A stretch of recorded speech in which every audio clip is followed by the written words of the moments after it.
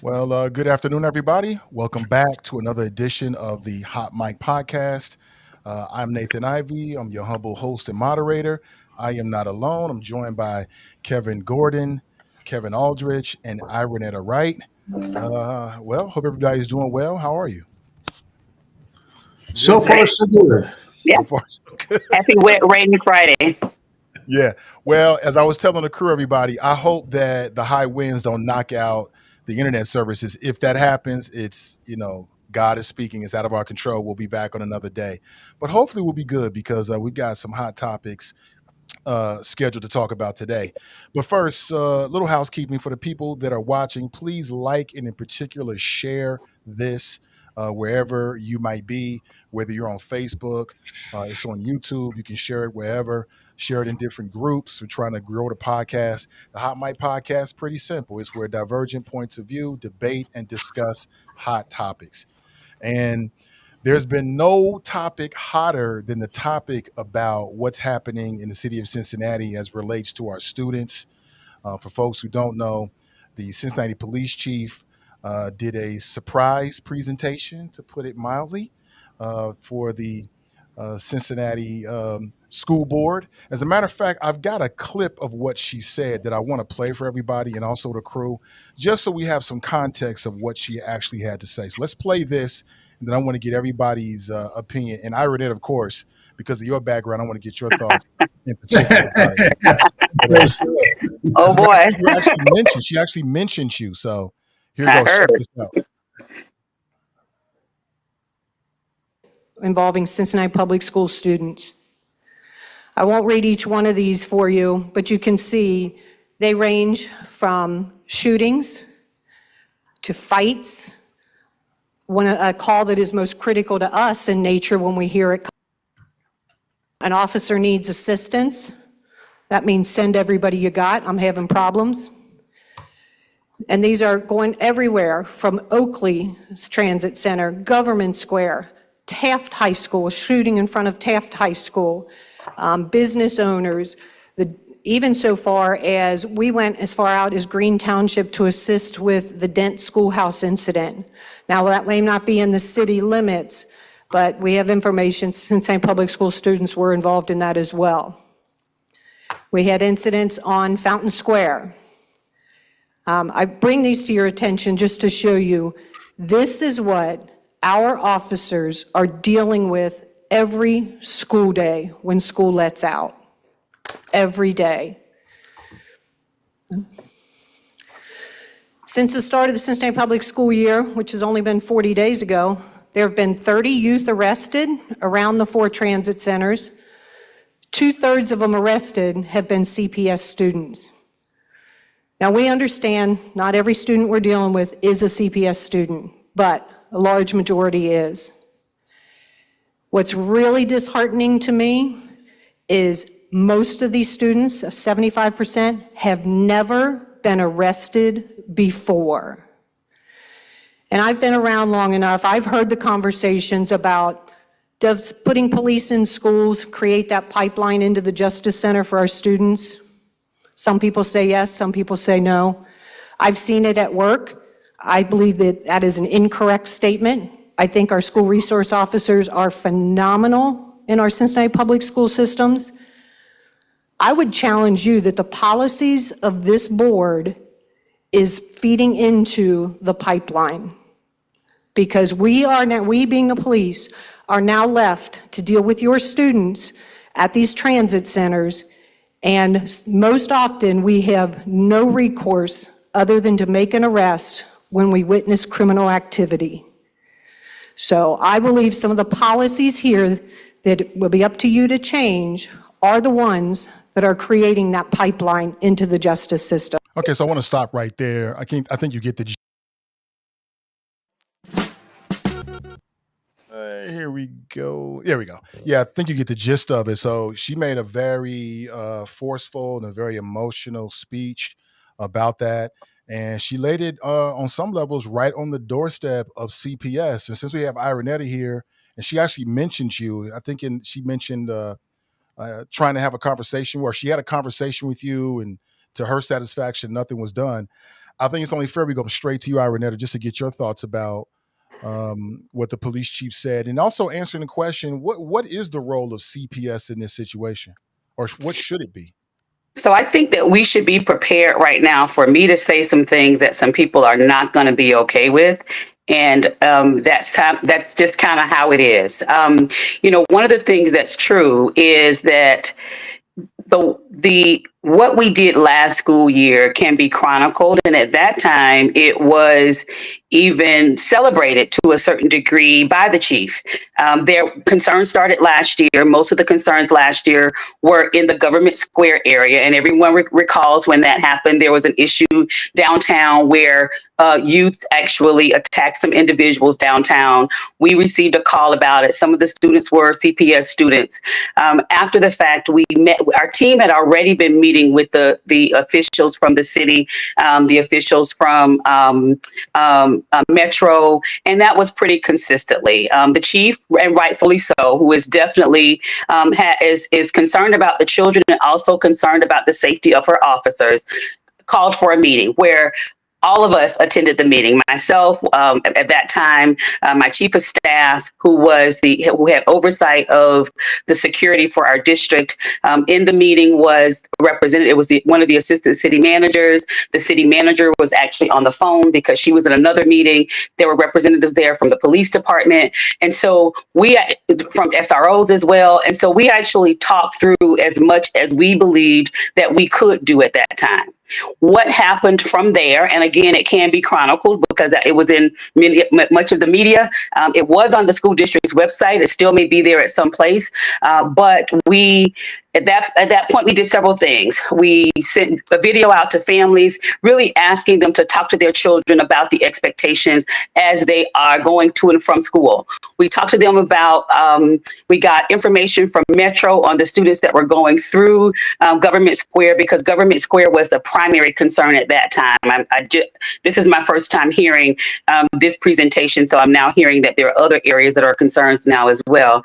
But we got the information for the students that were going through the metro area, followed up with schools for students that were going through the area that should not have been going there. Daily, and I say daily, and again, if someone wants to do a records request, they can see that it was almost daily coming from the police department. We received lists of names of students that were causing challenges in the space. They would send, and it was being sent directly to me, one of my team members, and who was my chief of staff, and to the district's hearing officer, who, to my knowledge, is still the hearing officer for the district. Where there was discipline that needed to be done for the students based on the code of conduct, that discipline was administered. The students' names were sent to the principals by my office for follow-up at the school site with the students as well. We identified a few individuals, and I shared this with the city manager when we actually did it, identified a few individuals that could then go down periodically to Government Square to offer additional assistance as students were getting out of school. There were about 3 different individuals that did that.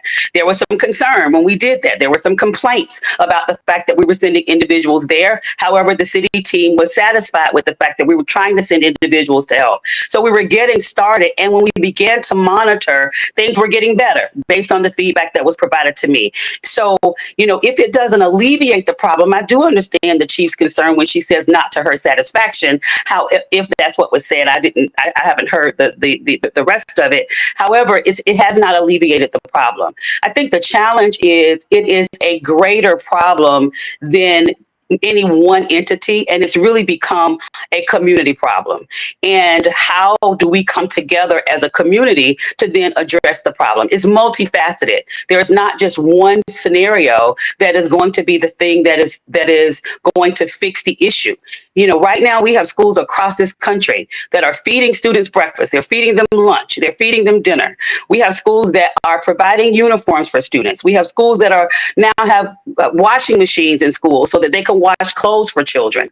At some point, and many of our parents are working, and they're doing the very best that they can, but there is another population that needs to share with their children to come home after school. So I'll stop because I can talk about this for a long time, but there is a lot more to the issue, and there are some strategies that I think collectively can be done, but it is going to take a meeting of the minds. Pointing the fingers at one versus the other is not going to resolve the issue. And I do understand the chief being concerned. If a child has a gun and a child, pulls that gun or is not responsive to the officer, and the officer who is highly trained has to respond, it's really a challenge for the community. So it's something that we don't just need to talk about. There has to be a movement forward with actual strategies. Do you think it's fair when she says that she believes that CPS policies are contributing to the basically prison pipeline? I'm not sure what policies she would be referencing that would be contributing to that. So I don't know what that reference means. When I just heard it, I was uncertain about what it means. I could speculate or guesstimate what I think it might mean, but I don't know what that's referring to. The school district has a student code of conduct that has expectations for discipline. The code of conduct is restorative in nature. The references that she made from the beginning of the year to the arrest and the number of arrests and the kind of activities that are happening, the fights that are happening down there, that's what I was able to read on the screen as you were showing the clip. I would believe that I would believe that the school system is still. I think we lost Iranetta.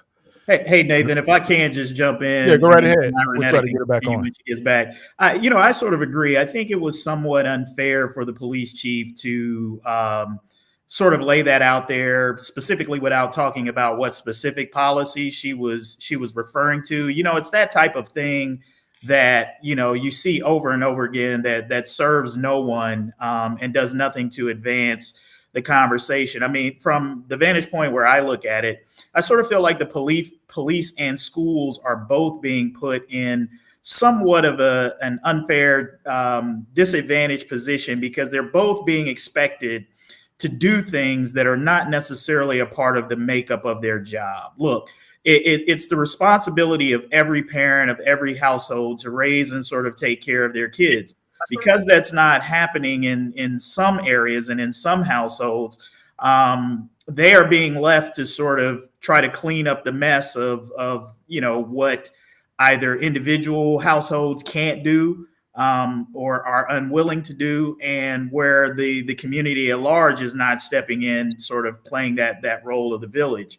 And so we're trying to lay the blame at the feet of the school system and in some cases the police for trying to be reactionary to some things that are not taking place, in the household. And so I can understand the frustration on both ends. I believe the chief is coming from a genuine place of trying to avoid, putting kids in bad situations where they do have to wind up in the system. Showing up surprising at a meeting and dropping this in there may be more of a sign of frustration than really that being the best path to trying to get, a collaborative effort from folks that you want to work with. The other thing I want us to put into perspective too here is and sometimes we can lose sight of this, is Cincinnati Public Schools is a district of many hundreds of students. She talked about 30 arrests. Right? Not to minimize that or the seriousness of the arrest, But when we want to talk about whether or not CPS is failing, if we're going to say that 30 students out of a district of several hundreds of students is a sign that the district is failing to be effective and do some things with our students, I think is a vast overstatement. Are we gonna seriously say that 30 students is representative, 30 student arrests is representative of the whole? Not minimizing those situations and not saying that this is not something serious that we need to look at and address. But I do think it's important to keep it in perspective from a numbers standpoint. Yeah, and I think if you flip that and you were talking about police officers that it did some things, the police chief would say, hey, that's just a small number of individuals. Don't generalize about everybody else. And to your point, Kevin, I think the same thing should be said for CPS students. But I know, Iranetta, you got cut off. The man was trying to shut you up, sis, but you back on now. I'm back. So I'm not sure if you know where you were, but in general, what should be CPS's role in all of this? Because I think is anybody here arguing that CPS has no responsibility in this? Is anybody arguing that?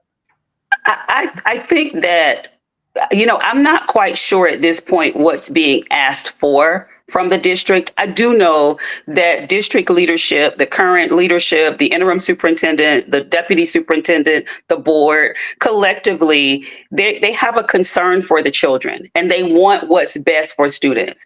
And so I know, and I believe that it's still happening. They currently have a joint meeting between the city council and the school board. They do that at least quarterly if they're still doing that.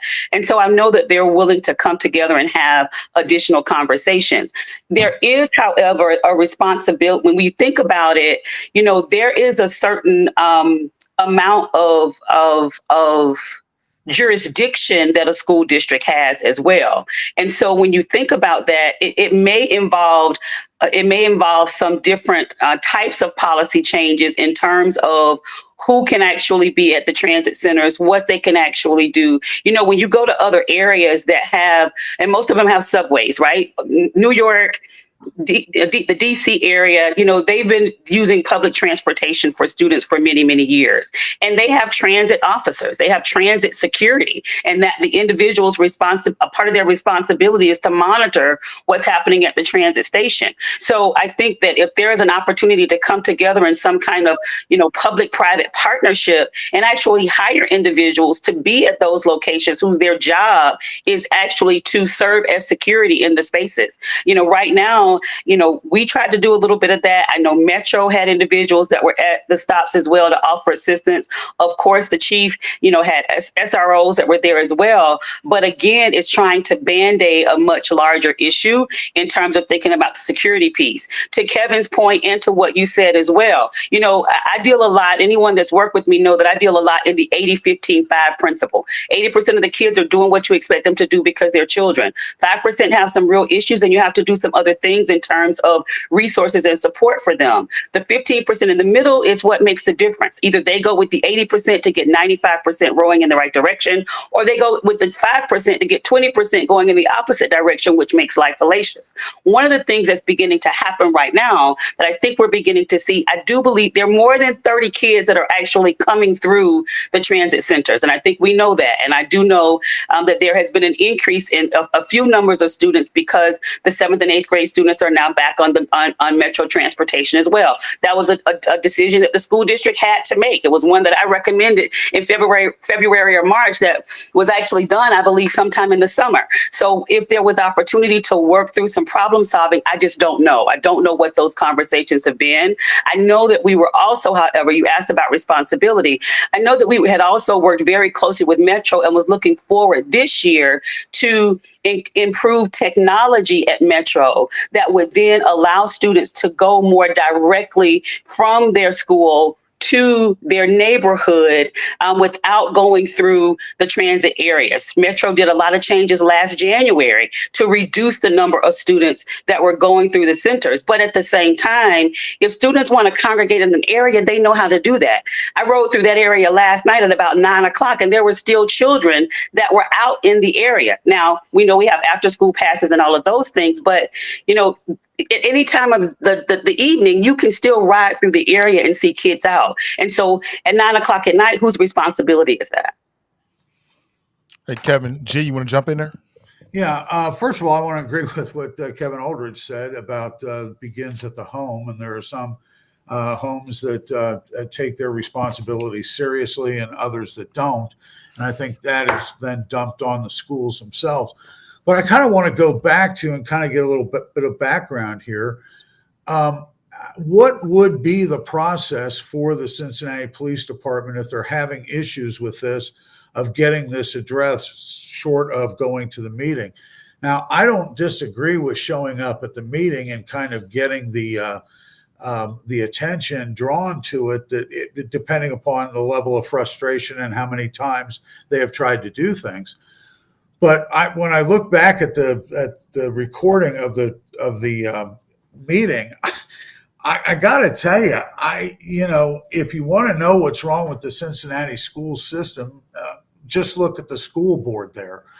When I saw the beginning of the meeting and the vice president, her whole presentation about, now when you come up, this is when you come up. It was almost like she was talking to school children.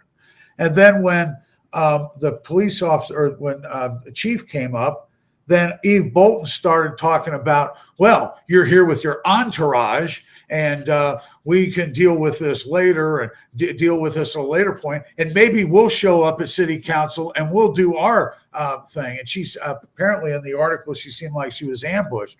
Rather than being concerned about the situation, it's almost like, I don't know how they handle their meetings. I know from going to some of the meetings here in Northern Kentucky, you get these school boards or you get these library boards, and they have their own little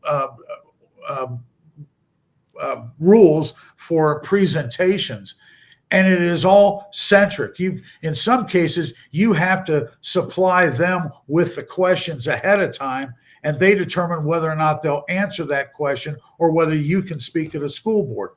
For crying out loud, you are a taxpayer, you are a member of the community, you should be allowed to speak. Now, 2 minutes, 3 minutes, 4 minutes, that's fine. But I thought that Eve Bolton's reaction to this was just disgusting. And it was almost like she just didn't even want to talk about it. She wanted to treat everybody that came up there like they were children. I think therein lies part of the problem. Good old Kevin G. I can't say that you're wrong about that. That's your opinion. I might differ just a little bit about that. But yeah, I picked up on that energy. But I think it started with the way that the police chief came in. So look, I got to give the police chief her credit. It worked. If this was like a shock campaign to get people talking about it and get people focused on it, it worked perfectly. That was not how you start a collaborative process, though. As a parent, what I think we deserve is a public meeting where both sides get a chance to do their research, get their thoughts together, and then come together in a public forum so we can actually hear them talk about it and actually get some input from the public as well. The way the police chief did that, it was designed to do exactly what it did. It was shock. I want to ruffle some feathers, and she did that. Certainly. I thought it was bully tactics on her part. But again, if it was all about trying to press the needle and get people talking, it worked. But that was the only thing that was going to come out of that at that point. I think that they have agreed to maybe meet at a council meeting and have a conversation about this in the near future. Well, Iranetta, you mentioned at the beginning that they had come to you guys last year and there was some discussion back and forth. How long did this go on? What was discussed? What plans were put into place? What solutions were advanced? And is it a possible? Where did that stand? Were you guys satisfied with what was being presented, or? With the strategies that I gave earlier, and as I shared at that time, those strategies were appearing to work. And I say work in the sense of, was the problem alleviated? No. I mean, there have been concerns about kids at transit stations for a long time, but there was improvement, and we were able to talk through the improvement. I left in May, and that became the conversation. So I have no idea what's happened between now. I know where we were looking to go next in the conversation with the work that we were doing with Metro, with the new technology. We were looking at doing some additional work around student placements, because one of the challenges is our students in Cincinnati public schools still go all over the city. They go all over the city to go to school. And so we were looking at how we could do some more strategic placements of students that maybe it didn't require so much movement across the district, still giving them the options that they were looking for. That was on the administrative end. But once I transitioned, I don't know what conversations have happened since then. I do want to answer one thing that you said, though, and it's not for me to defend anyone. It's just for me to be honest, right? And so the school board has policies that are in place. One of the vice president's, one of her responsibilities is to give the guidance or the guidelines for public comment. So the script that you're referring to, she reads it at the beginning of every meeting, as did other vice presidents do before her. In terms of the presentations, though, and I don't know whether or not this has occurred. The board president is responsible for organizing the agenda for the school board meetings. There is a difference in public comment and presentation. So I don't know if the police chief had requested to do a presentation at a board meeting. I don't know where that lies. I don't believe so. But there is an opportunity by working with the president to do a presentation that gives you more. Now it's planned, right? It's planned in advance. It's done with the president doing the agenda. It's put on the agenda, and it gives an opportunity to speak longer than 2 or 3 minutes, so that and you can have discussion through that part of it. So it appeared from the one article that I read, because of course the next morning I was peppered with these articles about I was peppered with the comments about what happened the night before. And I do believe that I read that the police chief shared that she had not yet spoken with the superintendent. And so I don't know, I'm sure, and I do know that the superintendent is responsive in terms of thinking about what needs to happen for students. So I don't know. I'm sure that there is a meeting that had to be scheduled at some point, even if it hadn't occurred already. So I don't know where that breakdown came, or even if it was seen as a breakdown. But there are, to your point, Nathan, there are other, or Nate, I should say, there are other opportunities to still get the point across and still do it in a way that everyone feels respected through the process. And again, the tactic that was used, yes, everybody in the city is talking about this right now. Every single person is talking about it. There have been individuals that have contacted me that haven't been in the city, because they're like, what, we've never seen anything like that before. But if you're going to be a partner, I don't know, the way that I was raised in the work is you start by trying to have conversations with one another and then working through whatever the concerns are there. Different people do different things. Yeah. Well, what was weird about that too is that you mentioned that there is a process for comments, which the public comments, but then there are the presentations. And what's interesting is that if it wasn't a presentation that was permitted, why was there the bullet points? Why was there the displays and on the screen and the PowerPoint presentation? You just don't bring in your own PowerPoint stuff and set it up and do that. That has to be authorized ahead of time. So it almost seems to me that this was a presentation as opposed to just showing up and doing something. If it was showing up and doing something, you would have had the billboards behind you and somebody standing there holding something up. But with this being up as far as a PowerPoint presentation, it almost seemed like it was an invitation. And if that's the case, Eve Bolton acting as though that she's been ambushed, and then for her to make a comment about, well, you're here with your little entourage, and the what is it? Like that, media, the media here on our dime, on our time. Well, I'm sorry, you're a member of the community, you are a public servant, and if you don't want the cameras in your face, then resign and go do something else. If I could just say this, Nathan, I think and I don't want to get us off track here, because this is what this type of stuff does, like the political theater, right? The political theater distracts from the very real conversation and the issue. And look, you'll get no disagreement from me, as I've been critical of the leadership of CPS board, over the last few months. So Kevin, and maybe some of the rarities on these shows, we seem to be aligned a lot on this issue. Yes. You're not going to get any argument. You're not going to get any argument from me. Yeah, we better move to another topic. Yeah.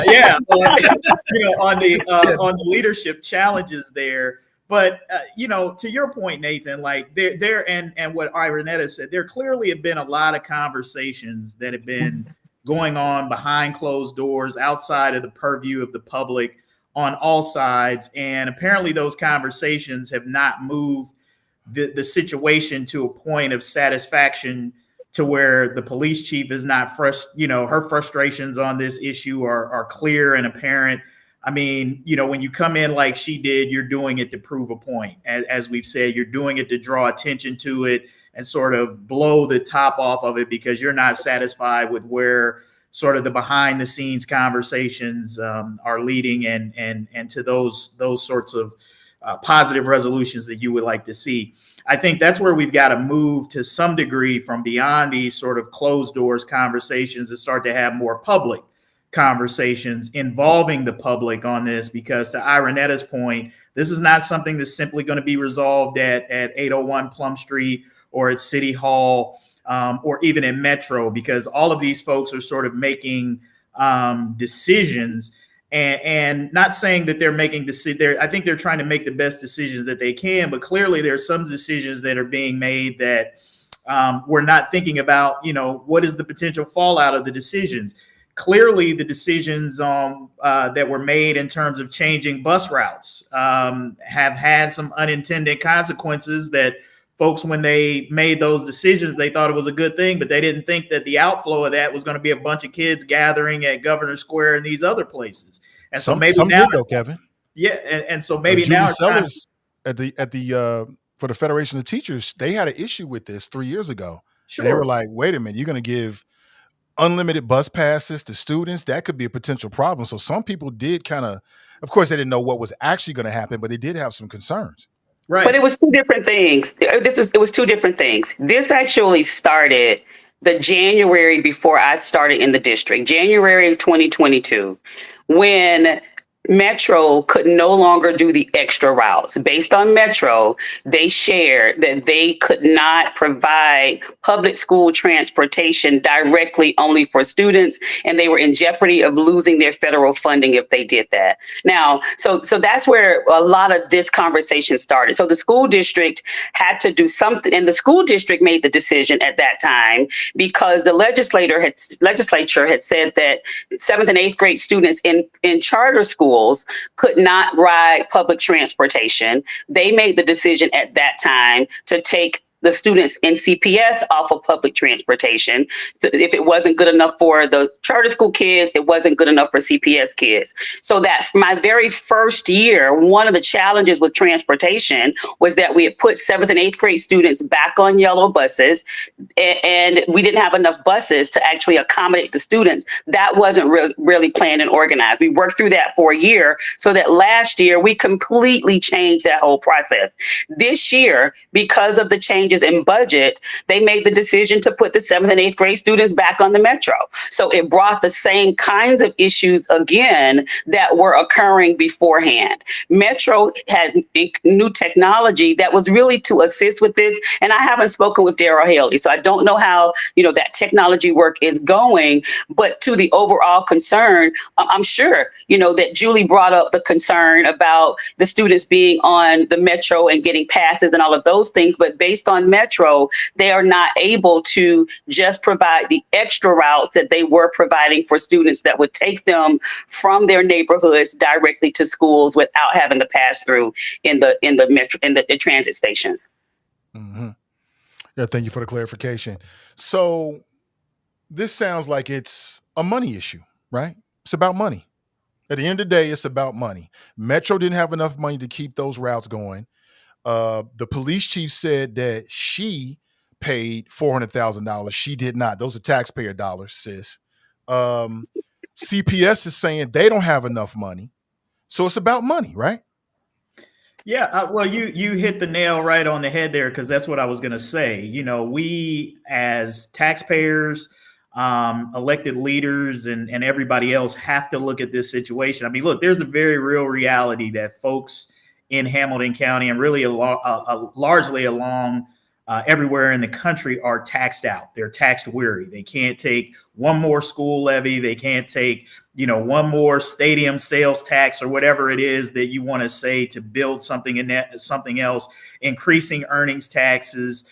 The reality is that people are taxed out, but taxes, unfortunately, are the only way that many of our public entities are able to make things go. And that's why the lack of movement on addressing the unconstitutional nature of funding for schools, and that can continually being kicked down the road by the state house, and folks just really not paying attention to that and forcing our state government to relook at, how schools are funded.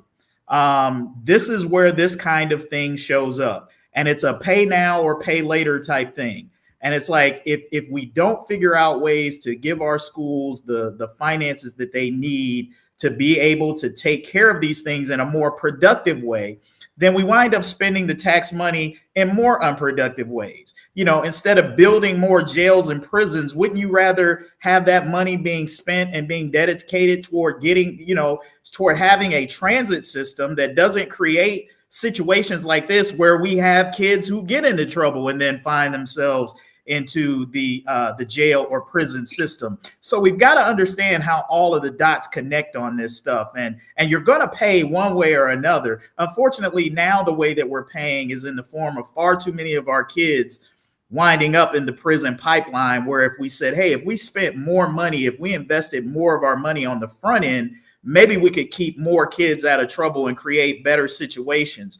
And so you're absolutely right. It's a money system, but voters in the state have got to understand that we have got to put pressure on our elected leaders to solve these budgetary issues.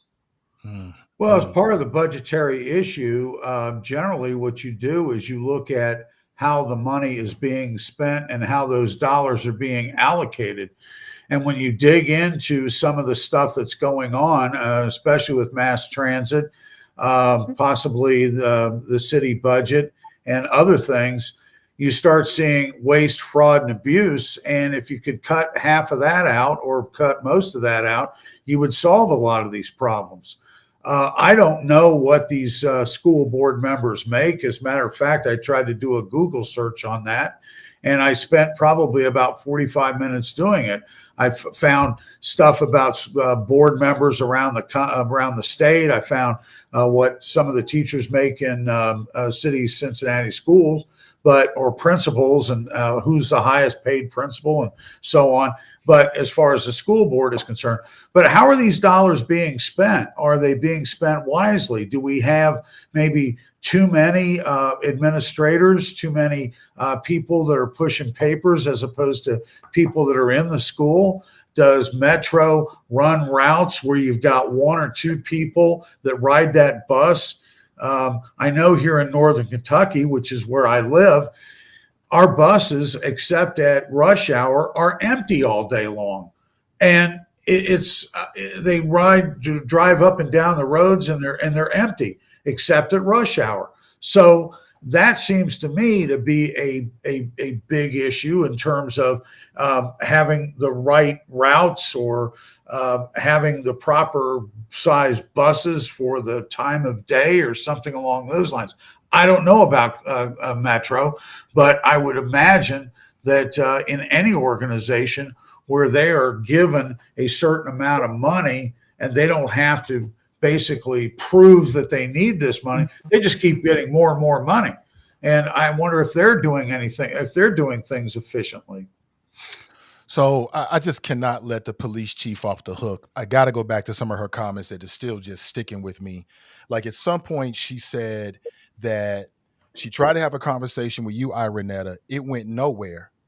So now that's why a year later she's going to the board, but she admitted that she didn't even speak with, before she had that meeting at the school board earlier this week. She admitted that she hadn't talked with the interim superintendent. Was this during the meeting? I'm like, how is that fair? Was this during the Nathan? Was this during the meeting, or was this after the meeting? No. She said this in the school board meeting, and I'm like, well, how is this fair? I mean, shouldn't you at least try to talk with the interim superintendent before you have this big public display? Well, I'm sorry. Go ahead, Nathan. And then secondly, I would say is, as a parent, I understand people are frustrated, but I want you to use these public spaces and times wisely. That could have been done so much better if you had let the school board know that you were coming beforehand. You could have had more time to do the whole presentation. She had a couple of captains with her that we never got a chance to hear from. I wanted to hear from them, but that gave Eve Bolton, the school board president, the wherewithal to say, hey, we got to move on because you're not on our schedule. And I'm like, hey, this is too serious of an issue for it to get played out like that. What are you gonna say, Renee? So in the last 9 months, Nathan, I have learned in the community that I now call home that I don't spend a lot of time on what's fair and what's right and what should be done and what should not be done, because we have seen some different things play out more specifically since May that I think a whole lot of people would say are not fair or even accurate. Right. And so if anyone would go back in reports that were done and statements that were made, it wasn't until I hear these comments that I did not think that the chief felt that we were working together on solutions. Other comments have been made by the chief that talked about us working together. So that was a bit of a surprise, but I think it goes along with the entire tactic that was being used for this meeting. I think if there is a plus at all, whether we like, none of us would like that type of situation to happen. No, nobody would, especially if they've not had an opportunity to respond. I mean, I think that's just human nature. Has she said that she was going to do it before? She did. And one of the things that I shared with her at that time, it's always your right to do that. However, what are we doing collectively to work through this together so that we benefit our kids on the other end? Because, if we are just pointing fingers at one another, they need to do something. This person needs to do something. This person is not doing anything. Then when do we get to resolve? Because that's not changing the fact that this afternoon, there are going to be kids in Government Square. Maybe they won't hang out today if it's still raining because it's raining. So then they wouldn't stay out during that time. But on Monday, another time comes. So how do we get to resolve when we talk about that? And there are a lot of different pieces that I think go with that. I've always believed that you treat other people the way you want to be treated. Nobody would have liked that particular, the way that occurred from what I understand. And that's all, that I can go by. I don't know if she made previous requests. I don't know if she reached out. I do believe that had she done that the school board would have complied. They would have acknowledged that was something that she wanted to do. But I don't know where that sits. I just know as an individual, everyone, you want to treat other people the way that you want to be treated. And I don't think that anybody would have appreciated that approach. But again, she is a part of an administration. So it's not just the police chief. There's conversation across the board. Who else is a part of that conversation that could also say, maybe we should have this conversation with the board before we take it to the street, so to speak, like we're doing. So there's some other conversations and some other questions that I think that should be a part of that as well. here's the problem that I always see in these situations, Nathan, and it basically comes down to this: is when you get into sort of these turf battles, right? Because I agree with everything that Iranetta just said. Is that if in any situation that we're talking about, if we're talking about what's in the community's best interest, what's in the kids' best interest, that has to be put out there in the forefront, as regardless of where I sit, regardless of what constituency I'm over, if our goal is what's best for the kids and best for the community, that has to be out front. Often that is not the case. People have their own personal battles, their personal issues they're trying to deal with, the personality conflicts that they have with other folks, their own job that they might be trying to protect, or their individual constituency, whether that's the police department, whether that's the school system, or whether that's city government.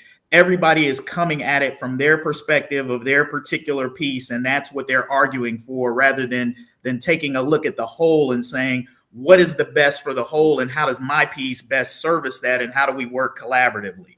You can always tell whether that is someone's intention or not based on how they bring the discussion to the table, right? Like what is their agenda when they bring the discussion to the table? How do they talk, and what are the actions that they take? The actions I think that the police chief took in this regard were not actions of someone who was wanting to be collaborative. It was a gotcha. It was an out you. It was a, hey, I'm going to put this thing in your face before the community as maybe an intent to shock and embarrass you in front of the public. And I think the response that you got from the school board was one of a hey, I didn't appreciate that sort of defensive nature, even if we invited you in to sort of. Wait a minute. This was brought up last year. Iranetta, you met with them, and I would think at some point when you in May that the board would have taken this up and continued with us.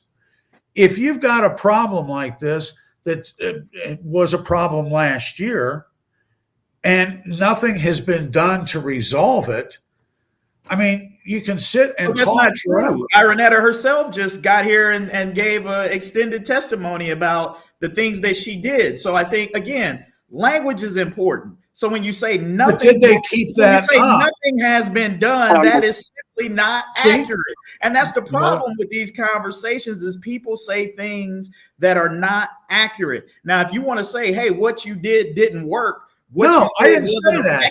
What Iranetta was saying, it was accurate, and apparently they were having meetings, they were having discussions, they were having the collaborative about what is the police officer, or what is the police role, what is the city's role, what is the school's role, and then since May, what has been done since then. Now, I don't know how this happens, but if a city of Cincinnati school student is arrested, does the school know about this? Not always. So Okay. If a student, the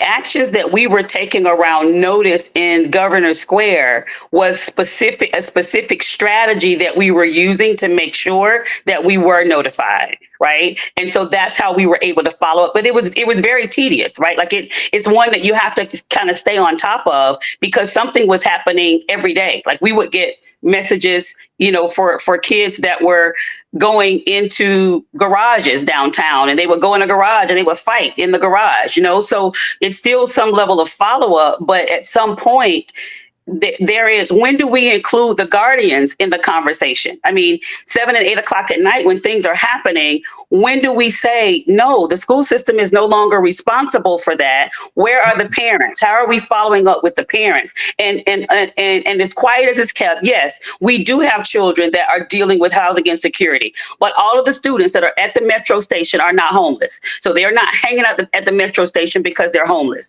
regardless of what individuals say. For some students, they hang out in that space because that's where everybody is. That's where the action is. If there are things that students want to do after school, the ones that that want to be in supervised activities, there are supervised activities for them to be in. But if you want to fight, you're not trying to be in a supervised activity. So that's why it has to be a greater conversation around what is next in terms of thinking about how we're looking at workforce development, how we're taking the students that don't want to be a part of that, and we're removing them so they're not even in the space. They're doing something after school that allows them to get a part-time job, that looks at a public and private partnership so students can get paid and get skills so they can move forward. The other thing that I do want to share, because I think it's relevant, the city of Cincinnati has an MOU with the school system. The city covers the cost of the SROs. We have amazing SROs that support the schools, and they don't just support CPS schools, they support all of the schools in the city. So when we think about that in terms of funding and where funding is going, the city actually covers that cost for the SROs that are providing services to the school. So I just thought that that was a relevant point to make as we think about, what she's saying after the fact. There's a need for, for them to call more officers to come in. Those are generally beat officers, not necessarily the SROs that are working with all of the schools in the city. Can I also just say one thing that Iranetta just said, that, maybe we just have to accept somewhat as a bit of reality, is that no matter what you do, there are always going to be people who ain't going to do right. Right. Let's just be honest with that. Whether you're talking about adults or kids, no matter how many after school programs you have, no matter how many diversion things you set up, no matter what messaging that you have, that there are just some people who are not going to follow the rules no matter what you say. And to some degree, you cannot foolproof that. And that's why I was going back to the percentages earlier in terms of what we're talking about. Whether we're talking about gun violence in Cincinnati or whether we're talking about these sorts of issues, we're talking about a very small number of people who are wreaking havoc, in our city. And many of these are people who are just not going to do what is acceptable no matter what you say. And unfortunately, sometimes those folks have to be dealt with law enforcement, with the rules and with the system. And that is the one thing that, that may be incredibly unpopular. Some people, I may take some shots on that, but that's just the truth of the matter. And we all know it, that there are just people out there that no matter what you do, they're not going to do right. And that's the one thing that, that we don't want to seem to kind of admit. Yeah, we just like Iranetta again. The man is trying to stop her flows, but hopefully she'll come right back. But, a couple things here. So you said, let's be honest. So let's be honest. We're talking about primarily Black kids in some of the nerve centers of Cincinnati. We're talking about Government Square, and we're talking about the Oakley Transit Center. And I just wonder what's the solution here? Like, to push them to a neighborhood that people don't care about as much, and then we can go back to sleep and forget about them. So I don't know what, this has been a long-standing thing. When I was in high school, going to Government Square, people had issues with it. Businesses were shutting down. I was getting ushered and pushed away by the police. That was 30, 40 years ago. So this is a long-standing issue here. It seems like turf battle. That was brought up as well. It's businesses shutting down because you're at Government Square. Say again now, Kevin.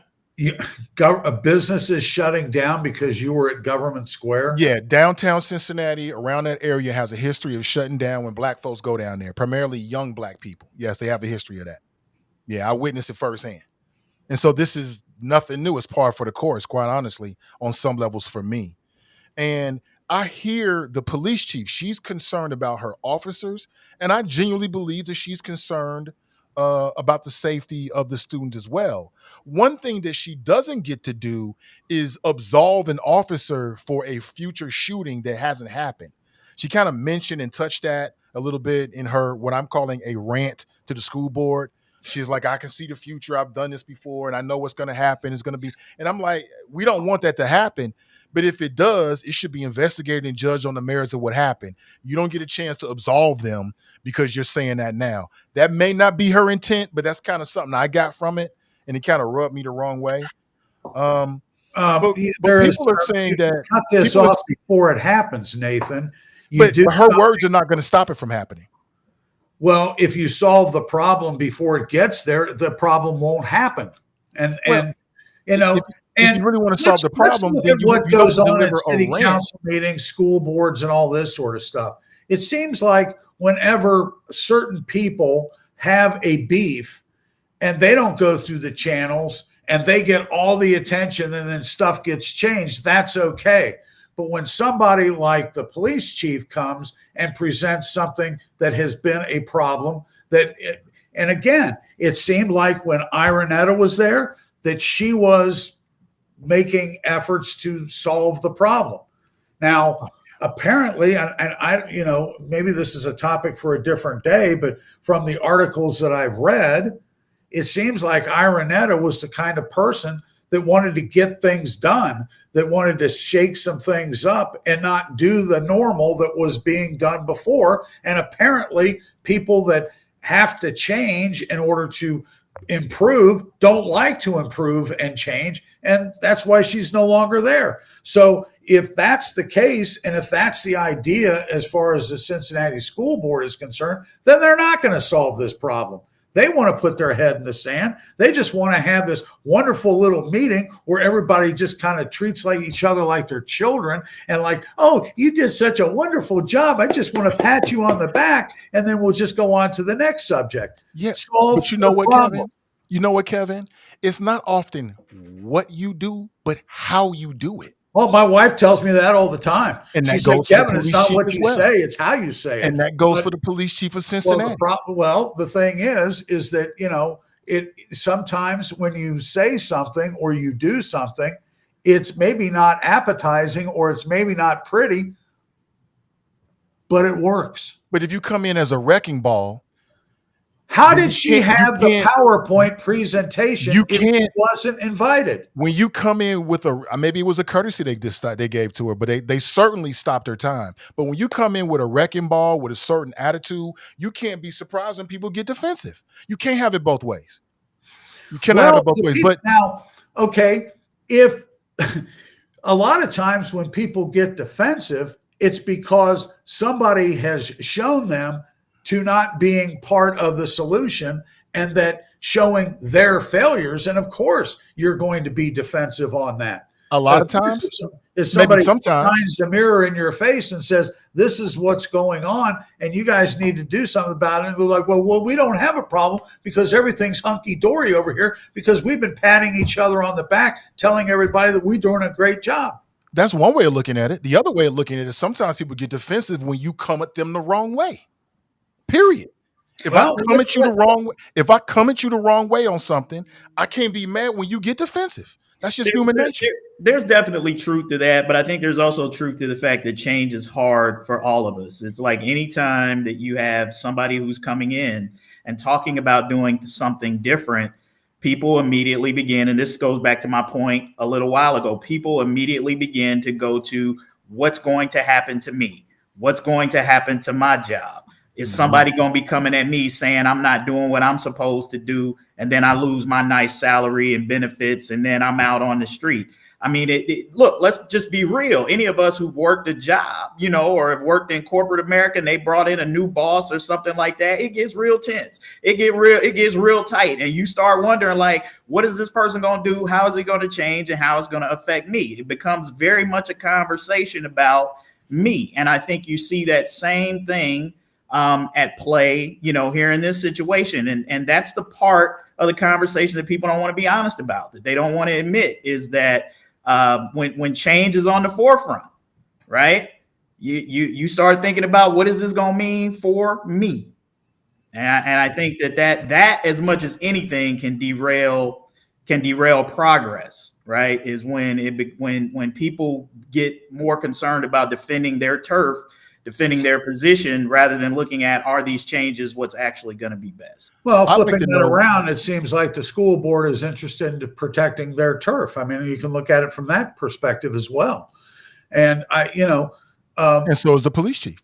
Well, the police chief, and of course, I don't know, anymore. It almost, back in the day, growing up, you would behave a little bit differently if you saw a police officer somewhere. But now I don't know if people now. Hey, Kevin, hold on one second. We're getting some feedback from you, Iranetta.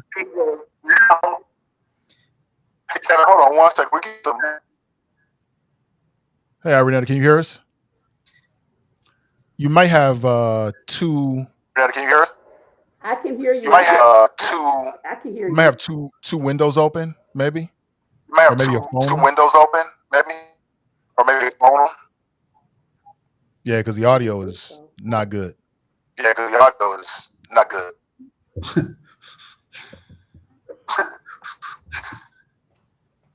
Can you hear me? We can hear you. Yep. Okay, seemed like the feed. Oh well. Like the feed. Oh well. Is that my feed? Okay. That is your feed. I could hear you all along. That So is I'm your going to feed. leave so we can finish. So you. Can How about finish you so leave we and can come right back? All right. Hopefully we can get Iranetta in because, of course, she's got expertise and insight that none of us has, and is very valuable to the conversation. But who was talking? Was it Kevin? I was mentioning that, back in the day, I mean, it almost seems like, when you're hanging out with your buds and you do stupid things because all of a sudden one guy wants to do something and you got to one up each other. But all of a sudden when there's an adult around or maybe a police officer, maybe something that you're doing, you wouldn't do. I mean, you just see that out on the road. When you see people speeding, you're driving down the road and somebody blows your doors off and all of a sudden you see the brake lights come on and you get up around the bend and all of a sudden you see a cop in the median. This guy knows he's speeding. This guy knows he's breaking the law. But as soon as he sees law enforcement, all of a sudden he's going to behave himself. Now, I don't know if just by having somebody down there on Government Square, just a simple presence would solve this problem. But again, if you have a situation where we have seen in other areas where a situation got out of hand and there winds up being a police shooting, all hell breaks loose. And to prevent all hell breaking loose, I would think that you would want to create or solve this problem.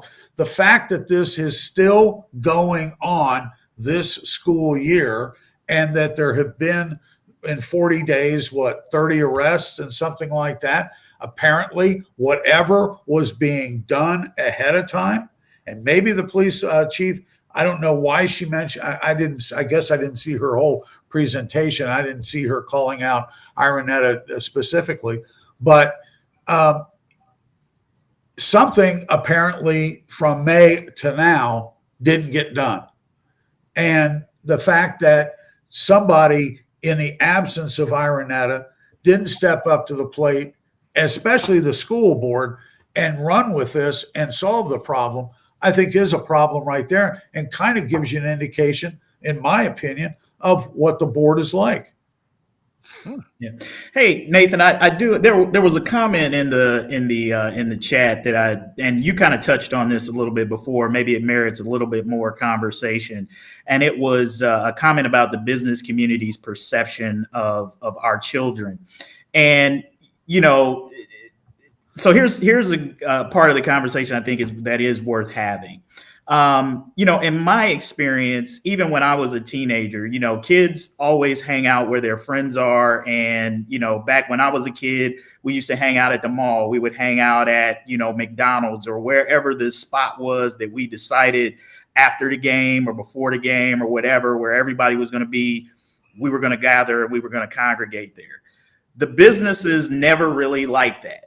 And the reason why they never really liked that was because for the most part, we didn't have any money. And we weren't going to be spending money there.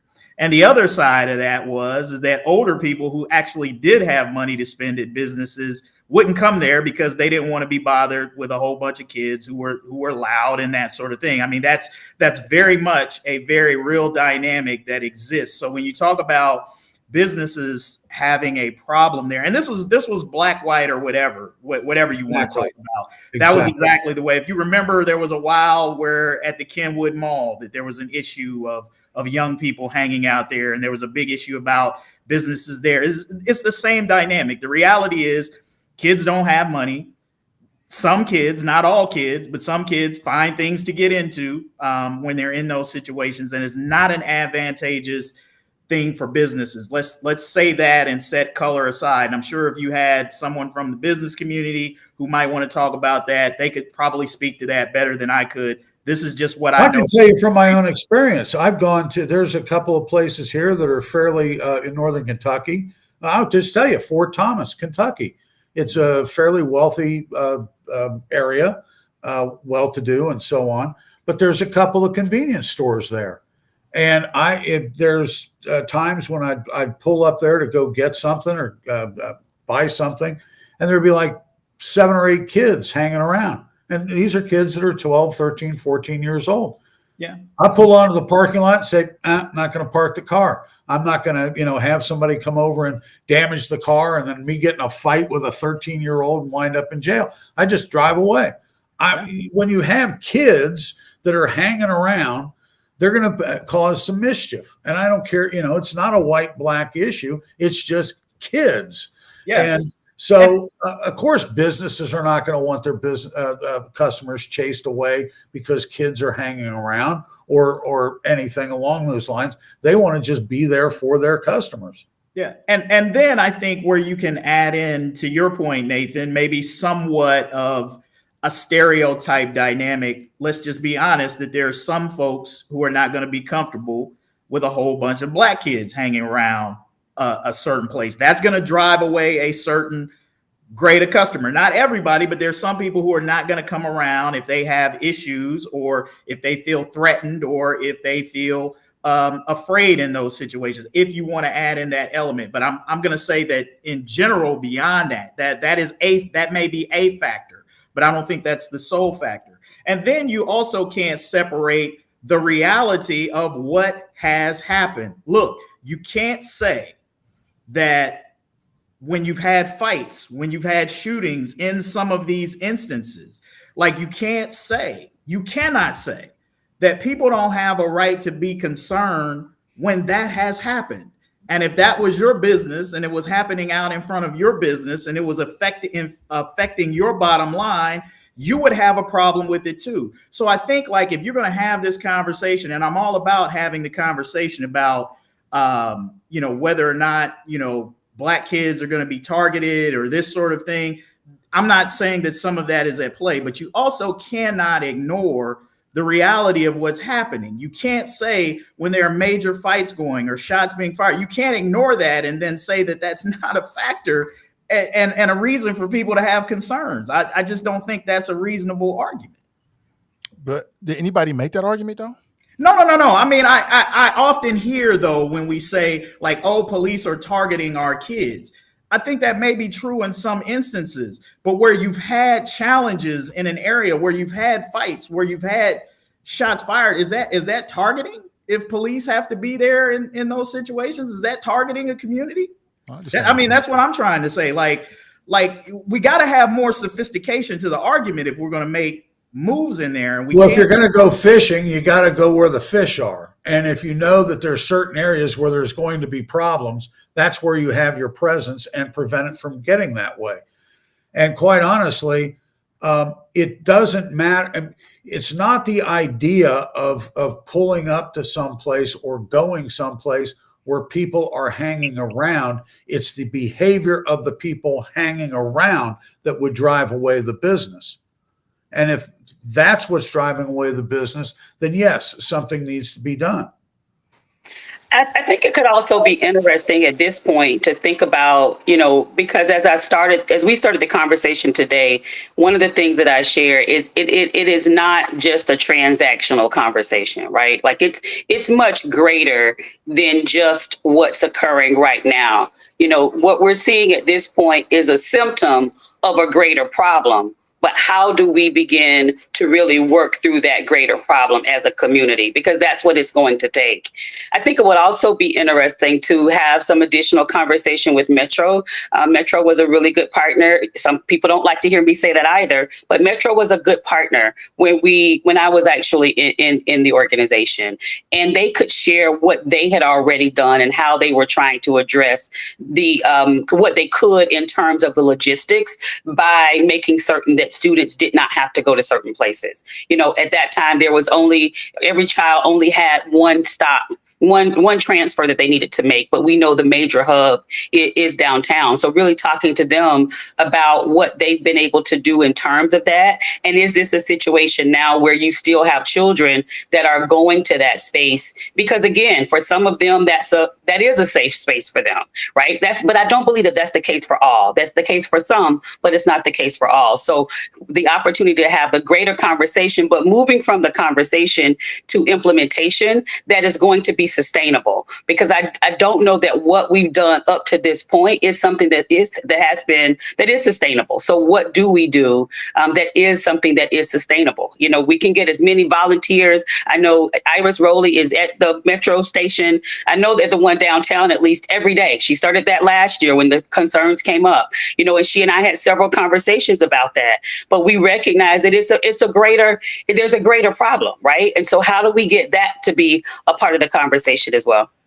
Iranetta, when your camera went off and you weren't part of the conversation, I mentioned, and I don't know if I should have, but what I was saying was that from what I've read about you being superintendent of the schools, that it seemed as though that from what I read, you're the type of person that sees a problem and wants to fix it.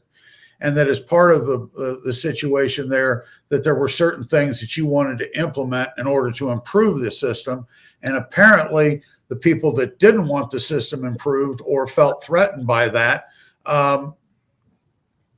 raised a fuss, and why your contract was terminated, which tells me that if you were working towards a solution on this issue, and then once you left in May, that nobody else picked up the ball on this, which is probably one of the reasons or the frustration from the chief of police, that when you know that a problem is there, and the school board would have known this problem was there last year, and then from May till now, there hasn't been anything done. I don't know.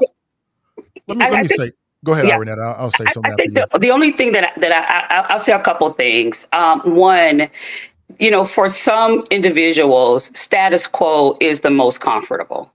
And when you are getting involved you cannot change without being a disruptor. It's not possible. Right? Something has to be different in order for change, and change that becomes systemic and systematic change to happen. Something has to be done differently. Now, there can be a lot of debates around whether I did it right, whether I did it wrong, whether I was liked, whether I wasn't liked. I don't think that that's important at this point. I think what's important at this point is at the point that I resigned from the organization, the board had their idea of what needed to happen to move the school district forward. So I think in terms of the accountability around these conversations, it goes back to conversations with the leadership and the board around what's next. Have those things already happened?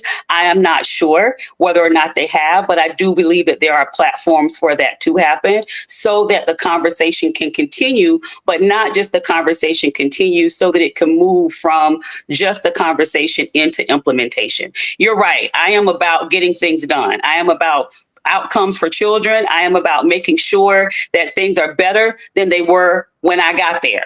And I can say that our student performance is better than it was when I came to the district. However, what the district is looking for in terms of what they choose to do next, where is that focus going to be? And how are they going to work collaboratively with the city, with the police department, with the community as a whole to then move this conversation forward so that we're able to get to some level of a comfortable resolution? Because I don't know that you get to fully alleviating. I mean, if we completely alleviated, crime, we understand how that conversation goes, but you get to something that we feel is manageable, so that we're not concerned that a kid is going to be hurt or an officer is going to be hurt when they're just trying to go back and forth to school or when they're trying to do their jobs in the afternoon.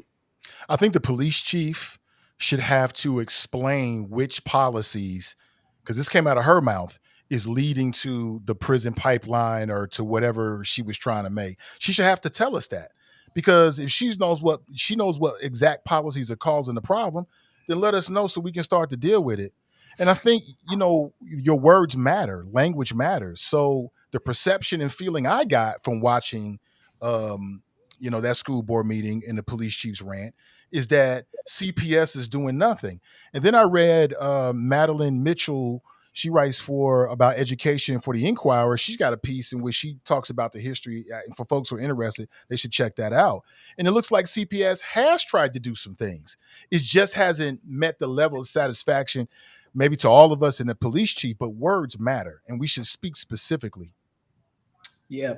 Nathan, I think that, one of the things, obviously this is going to be a conversation that's going to be ongoing. And, I've just been kind of keeping my eye on the chat. And I know that, Sister Iris has been very involved in being down on Governor Square and sort of talking to a lot of the kids down there, which I mentioned that in part, and then maybe we should consider adding her to a future conversation. But then the second piece is that I think a piece that's maybe missing from this is a conversation with the kids themselves. Like part of the solution when we talk about, coming up with solutions that are going to solve this is too often when we try to come up with solutions to any problem surrounding our youth in this city, it's always some adults talking about it, right? Instead of going straight to the source and talking to these young people about what would best serve them or what's missing in their case that could help solve it. Because sometimes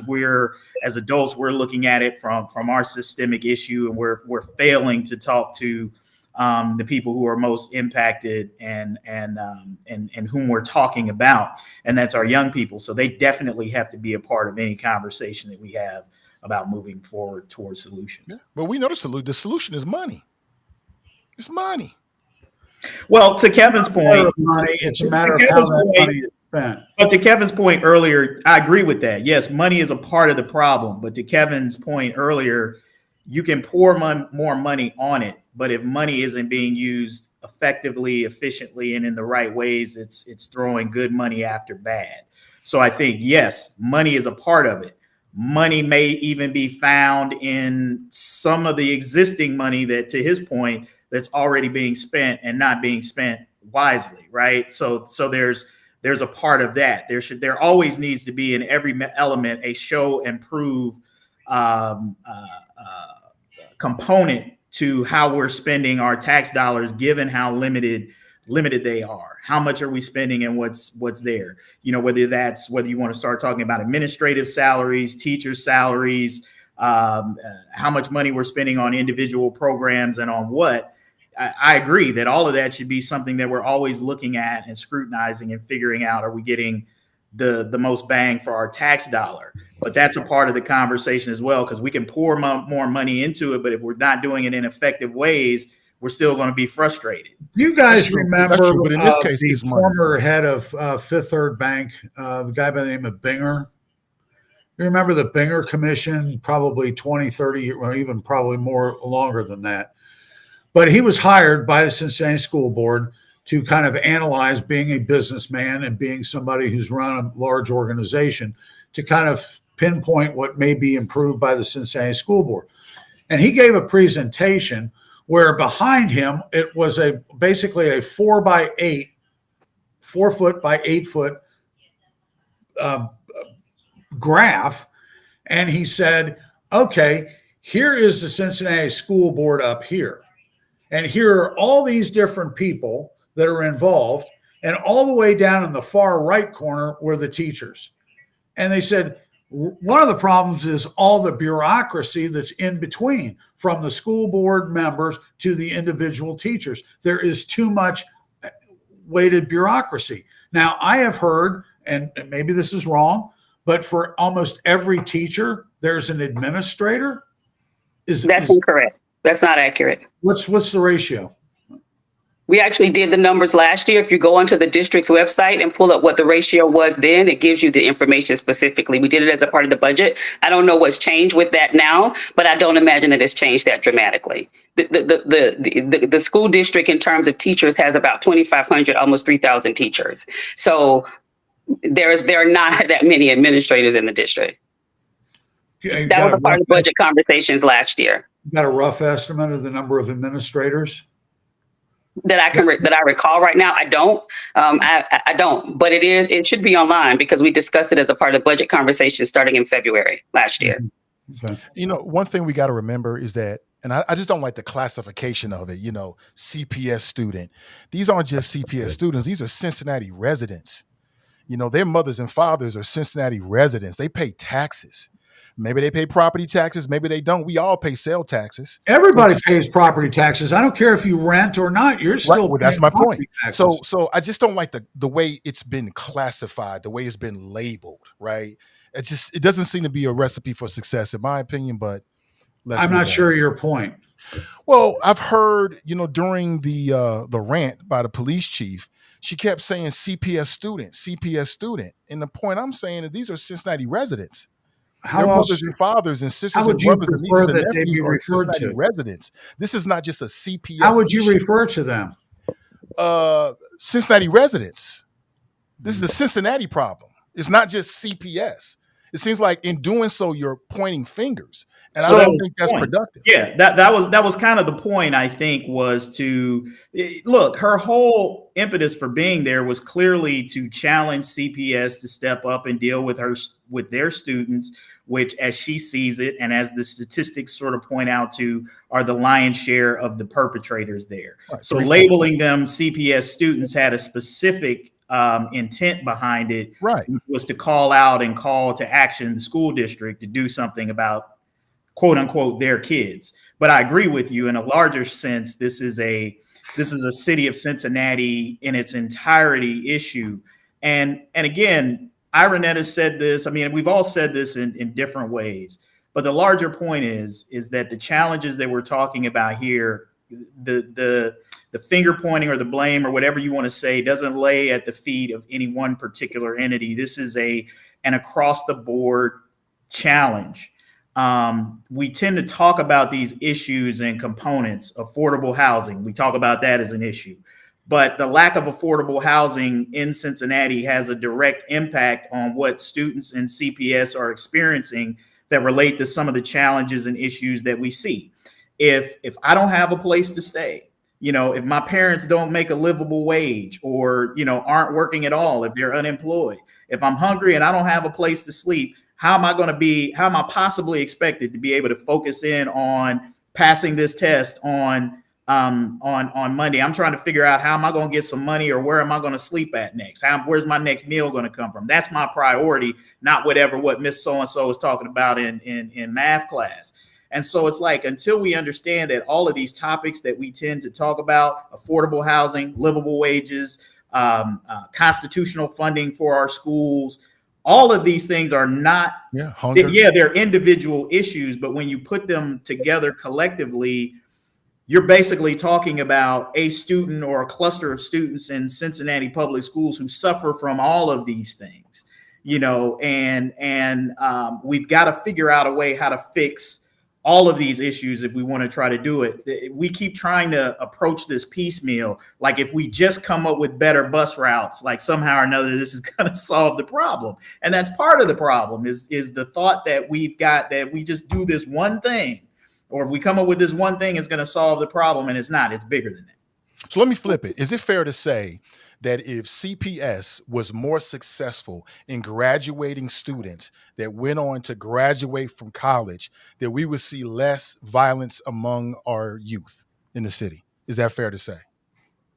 I think so.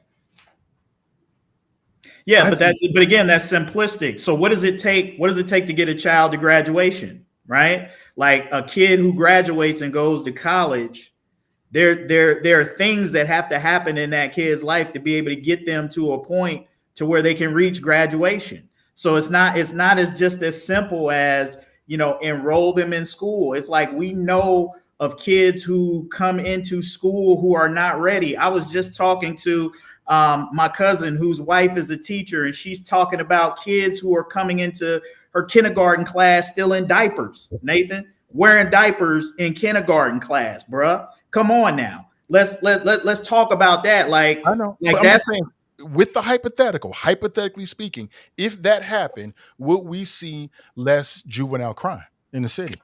Well, I think that it's twofold. You know, I think that CPS's focus on college, on careers, on enrolling in the military. I think more importantly than whether or not a child is just going to college is that they have a plan for what they're going to do after they graduate.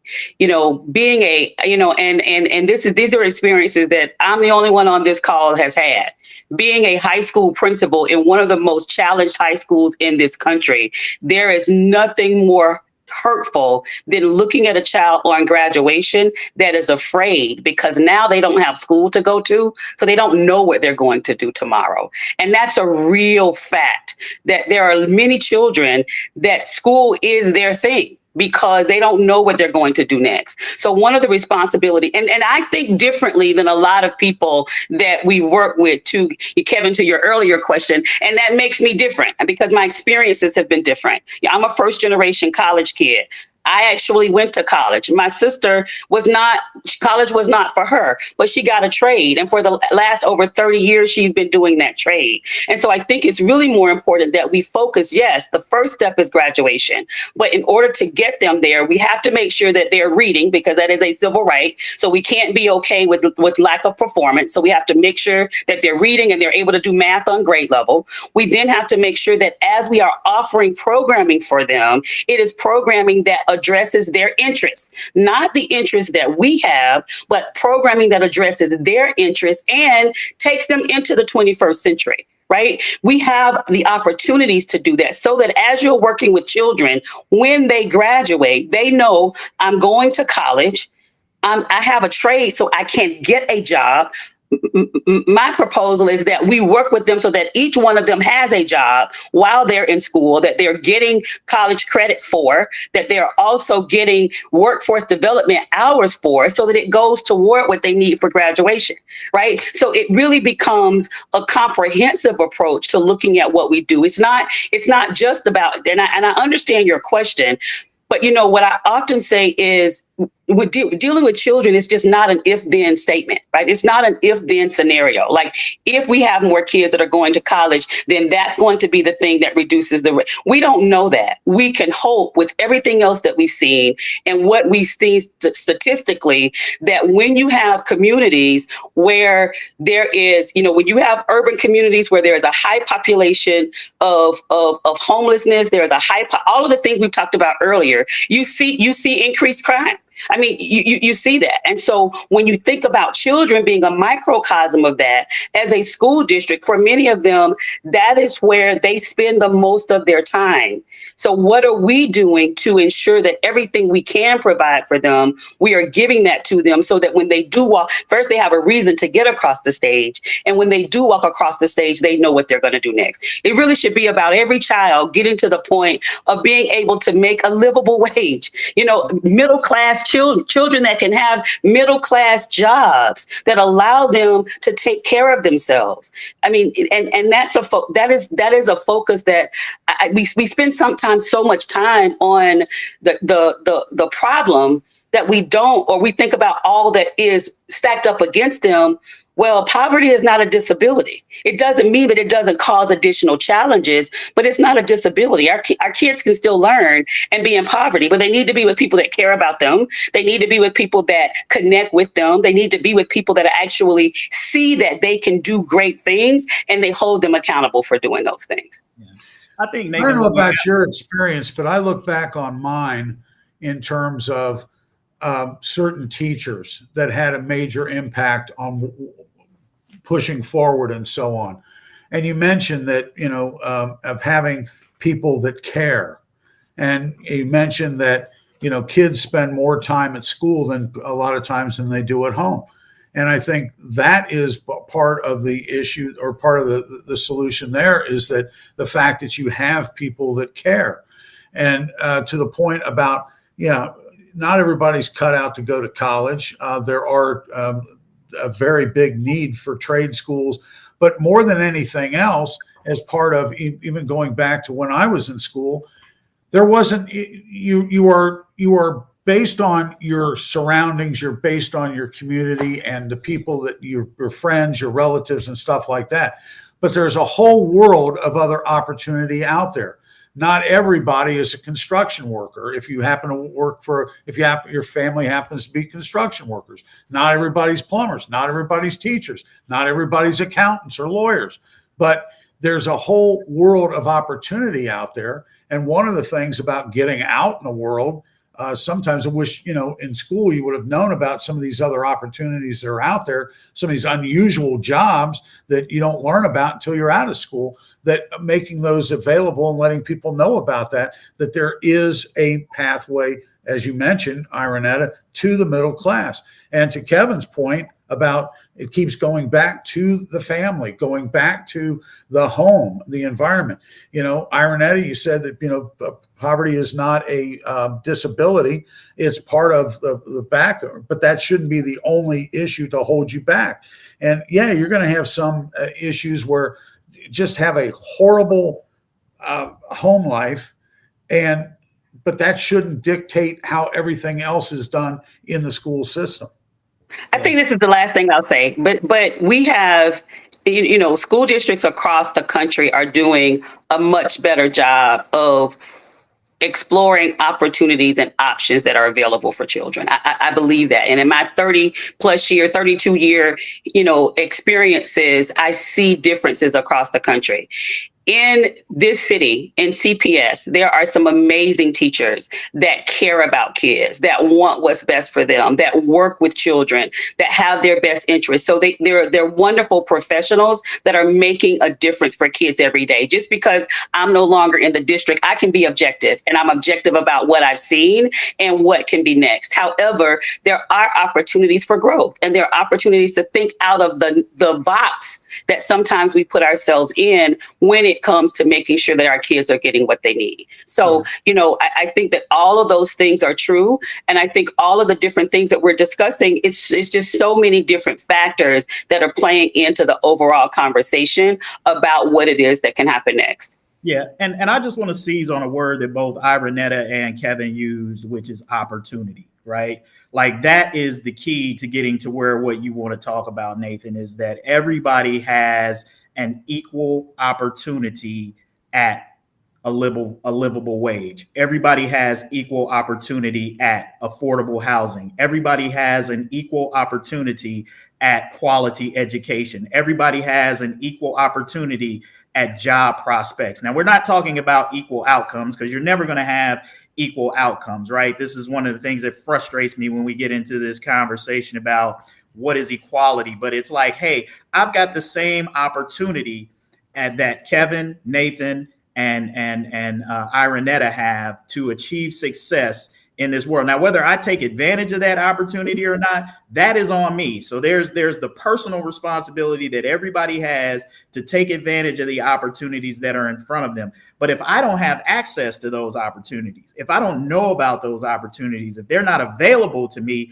then it's an uneven playing field. And that's where we've got to get to in this country, where everybody has an equal shot. We like to talk about that in America, but it's not the reality for most people. And the farther up you are sometimes on the economic ladder, the more opportunities that you have available to you, the more knowledge of opportunities you have available to you. And the farther you are down on that ladder, the more of a challenge it is for you to get access to those opportunities or even know about them.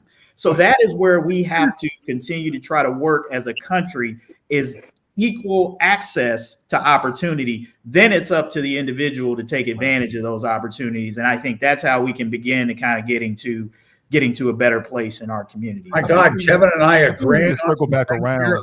What the Hold heck? on, Kevin. Let me get this in. I think we just circle back, because you said something, Iranetta, that I think I take exception to. You said that poverty is not a disability. I think I could formulate an argument that it is, especially extreme poverty, just for what Kevin said. I mean, heck, in Cincinnati, having a car and not having a car is a huge difference maker in terms of what you're available to.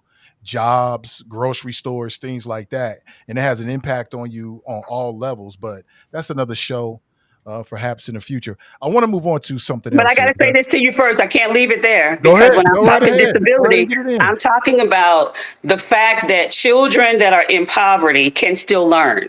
I'm not talking disability in terms of what you don't have access to. Yes, there is a difference if you don't have transportation, if you can't get certain places. There are differences in money and employment and all of those things. But alone, just the fact that a child is in poverty, you're working to help level the playing field for them, but at the same time, they deserve to be taught. So poverty alone is not something, education is a civil right. Every child deserves that, and so when we treat children like they can't learn and they can't learn at high levels because they are in poverty, we do them a disservice. Okay, that's where. Okay, Yes. I get it. Gotcha. Okay. Let me put this individual's picture on the screen here. You're looking at Marcellus Williams. He was executed early this week by the state of Missouri he was convicted for killing Felicia Gale back in 2001. To my understanding, there was no forensic evidence that was directly linking him to the crime. And he essentially was convicted on eyewitness testimony, including an ex-girlfriend and a prisoner who said that he confessed while he was incarcerated. There was a lot of concern about this, a lot of doubt about whether he should have been at a point where the prosecutor and also the victim's family was appealing for clemency, which he did not receive. He appealed to the Supreme Court, but the Trump majority decided to not hear the case, and he was sentenced. He was executed. No, it all has to come back to Donald Trump now, doesn't it? It is what it is. It is what it is. I mean, since you brought that up, we don't look at the. Since you brought it up, Kevin, we don't look at the. You brought it up. Since you brought it up, the three justices who were appointed by Democrats all voted to hear the case, and the others did not. So it does come down on partisan lines. But the question is because there were so many concerns about this, some people are saying that he was not executed; he was in fact murdered. I don't know how you feel about that. But my general question is, because we know that the American criminal justice system is far from fair. It matters what you look like. It matters how much money you have. And also, is it time for us to finally abolish the death penalty? And that is my question for the crew. No. I would say, I would say yes, Nathan, and only along this line is I'm not a fan of capital punishment. It sort of goes against, just my faith beliefs and everything like that. It's state-sponsored murder is what it is. And taking a life from even someone who has done something as heinous as taking another life does nothing to do restorative justice for the family. It doesn't take away the pain. It doesn't do anything but say that we are among the more uncivilized nations that believe that this is a justifiable form of justice, and I don't subscribe to that. Just based on that alone. The other reason why I don't subscribe to it is this very reason right here: is that we know, to everything that you said, the imperfections of the justice system. If you're going to send somebody off to their death, you better damn well be sure that person is guilty of the crime. And we know that there's no way that you can guarantee that. I mean, look, if we want to spin it back even here to Hamilton County, since 2022, we have had 5 cases overturned in our Hamilton County justice system. Convictions vacated because of shady testimony from informants, which was at play in this particular case, the withholding of evidence by law enforcement. So we know that, and again, I'm not saying that this takes place in every case, but it happens in enough cases to the point of where we say, how can you send somebody assuredly to their death and knowing that there are questions about the 100% guilt in their cases. And so I think anytime there's a question, certainly when there's a question, as with DNA evidence or whatever, as there was in this case should have been delayed. His execution should have been stayed, and it is a gross miscarriage of justice that it wasn't. Last thing I'll say, and then I'll let our cohort say it. Mark Painter, who was a distinguished judge for more than 30 years in Hamilton County, said this. He said that oftentimes prosecutors are more interested in winning convictions than they are in justice. And he said he saw it play out in his courtroom many times over the years, that you get these prosecutors who are so invested in winning the case that sometimes they're willing to overlook true justice, take shortcuts, and maybe even do some unethical things in order to secure a conviction. In that environment, I don't know how you send somebody to death. Well, we have Phil Heimlich on last week. I think he made a similar point about something. But let me press you a little bit more, Kevin. So what if you have someone that confesses to the crime and all of the evidence indicates that this individual did commit this crime? How do you feel about the death penalty in those cases? Well, I told you, I began my comments with, I don't believe in it, period. I think it's state-sponsored murder is what and I think as a civilized nation, the nation that we proclaim to be, that we shouldn't be in the business of killing people, killing our own citizens. That's just my point. Put them in jail for life, make them pay the penalty. Don't ever let them out. But I believe we should be better than that as a nation. That's now, Kevin G, you said no. You believe that we should not abolish the death penalty. Tell us why. What's your thoughts? Well, a lot of people talk about the death penalty being a punishment or talking about it being a retribution or something along those lines. Actually, it is a protection against society. If you've got somebody that is a murderer, if they have taken a life, and I'm surprised that this guy got the death penalty on one murder, because it almost seems like you've got to commit 3 or 4 murders before you're eligible for the death penalty, which I don't understand that. But what you have is a situation now where somebody can be on death row and or even incarcerated for life without possibility of parole. And then somebody comes along as a governor and can commute that sentence and allow that person to get out. And so if you've got somebody who's been convicted of a crime by a jury of his peers in a fair trial, then you should make sure that that person doesn't get out. And if the only way you can protect society, it's a protection of society. So if this person gets out or can't get out, they can't commit these crimes again. And so it's not a matter of punishment. It's a matter of protecting society. And yes, I agree that our justice system basically, and I think what you're hinting around at, is that you get the amount of justice that you can afford. And that is a problem with part of the problem with our justice system. But this case this person was murdered in 1998, according to the story. And here we are 26 years later, and we can't figure out whether this guy is guilty or innocent. What the hell's wrong with the system? If there's DNA evidence that exonerated this guy, then I don't understand why that wasn't presented and that didn't become part of the exoneration or part of the testimony. I'm not a big fan of eyewitness reports or because that's faulty sometimes, and some people may have an issue there or another motivation. But again, if all the evidence is pointing, then this may be a bad case to talk about. But if there's no DNA evidence, and if there's a lot of people that have doubts about this, then yes, maybe this should have been forestalled. But 26 years to kind of to determine whether or not this was done fairly and whether or not this person should, that's way too long. I mean, it just, the whole idea of all of this. And you mentioned if somebody confesses to something and if, they're caught red-handed, okay, well, drag that out for 26 years. I don't understand that either. I think one thing that I would add here, just thinking about this particular case, when you're 15 different appeals, I understand that the case went through. The evidence that was there and available. So we have this modern technology that we're not able to use because the evidence that was found, the knife that was proposed, was contaminated. It was contaminated from the very beginning of the entire investigation. And so when you're talking about everything that built up for this particular case, you have individuals, pretty much by hearsay, that say this is what happened.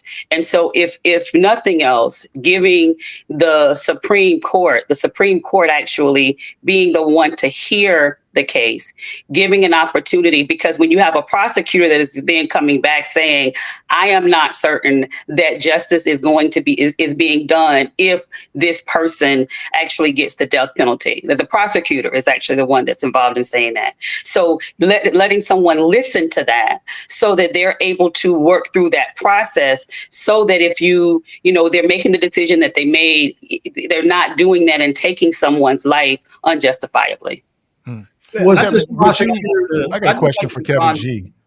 Kevin, before you do that, I just want to respond to something Kevin said really quickly that I think illustrates a larger point. Kevin said, "What is wrong with the justice system?" That's a question that Black people in this country have been asking since we were brought to these shores. What is wrong with the justice system? And Kevin articulated the problem that is endemic with our justice system and the problem that many Black people have. Kevin can't fathom how, if the DNA evidence said this and it showed this, how someone could still be executed. But it happens every day in courts of law, not necessarily with the death penalty. And it's not just necessarily Blacks. Wait a minute, Kevin. Let me finish my point. It happens to whites as well. Let me finish my point, Kevin. No matter who it happens to, but I'm saying that in most cases, the injustices that we're talking about are invisible to many white residents because they cannot fathom that the justice system wouldn't work the way that it was supposed to when the evidence is so apparent. But it happens to Black people for it every day because here's the truth. Here's the truth. Prosecutors overcharge. Evidence gets hidden.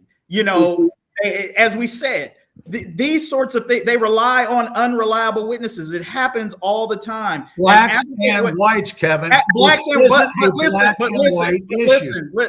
listen. We know that it happens in a far greater preponderance to African American defendants. And I'm just making the point, Kevin. I'm not saying that it doesn't happen. It shouldn't matter the color of the individual. But what I'm saying is that oftentimes white Americans are blind to this type of injustice that happens every day. And that is what is so frustrating. And Kevin, I wish that you and other people who look like you in this country would say exactly what you just said today. What the hell is wrong with our justice system? How can this happen? And I think if there was more outrage like that, we could get rid of some of these systemic issues of racism and we could have a better justice system. You're right. Black, white, or whatever. This is a miscarriage of injustice and we should all be upset about it. Mm-hmm. Sorry, Nathan, ask your question. I just want I just take issue. I'm going to let Kevin respond. You hate this country and you think we're all a bunch of racists, but that's okay. I don't hate this country. I love this country. I'd rather not live anywhere else than in the United States of America. But much like Donald Trump claims, I want to make America great. I want America to live up to its principles. Well, then you need to I want it to live up to every word that it says in the Constitution. You need to put your that all men are created word. That all men are created equal. That's not true. We know that's not true, Kevin. You know that's not true. The question I have, and yeah, okay, you're allowed to be wrong, but the question I have is this prosecutor that came forward now, is he the same prosecutor that prosecuted this guy in the first place? I do not know that. I don't remember. No, I think they changed. I think this prosecutor who came in at the end was a different one, a newly elected prosecutor that kind of came in. I think there was a change there, if I remember from what the reporting was. Okay, so you can have a prosecutor that has a different, how should I say, intent or what word am I looking for here? That somebody has an agenda. Okay, if you have a prosecutor who prosecuted this case with the evidence that they had, straight up, this guy's convicted. And then you have another prosecutor that comes around that possibly is, quote, soft on crime, that says, no, this guy, well, we don't think that this evidence supports it. The problem is that when you get to the Supreme Court, when you get to the appeals process and this type of thing, and this is something that you only learn about firsthand. Now, I've learned about this a couple of times from a business standpoint, that when you go to court and you have a case that's tried and you have all the evidence and then it's adjudicated, When you go to the appeals process, there is no additional evidence that can be presented. You can't say, well, this needs to be looked at or this needs to be looked at. The only thing the appeals judges can look at is, was there something that was misinterpreted by the particular judge or mishandled or something along those lines? Was the conviction or was the ruling proper? And then you can appeal that process up to the state Supreme Court and then on up to the Supreme Court. But all along the way, it's, did they follow the law? Was the evidence that they presented, was there a misconduct as far as the trial was concerned? Were the jurors given the proper instructions and so on? You can't determine whether that new evidence that is being presented now changes the thing. That should go back to the original court and they say that this should be reopened based on this new evidence. But when it gets to the Supreme Court, all you can rule on is what evidence is there, what was presented, and is there a reason to vacate this decision? You know what? For me, I am absolutely against the death penalty in any case. I think it's barbaric. I don't think we have the right. We're all God's children. And I think every time there's an execution, it cheapens the life of every man, woman, and child in this country. That's just me. But Kevin, my question is, make that pitch to Planned Parenthood, but go ahead. I'm glad you went there because my question is, would you consider yourself to be pro-life? Yes. Okay. So how's that square? You're pro-life, but you're pro-death penalty. I've always wanted to know people who have that viewpoint. That seems like a huge contradiction to me.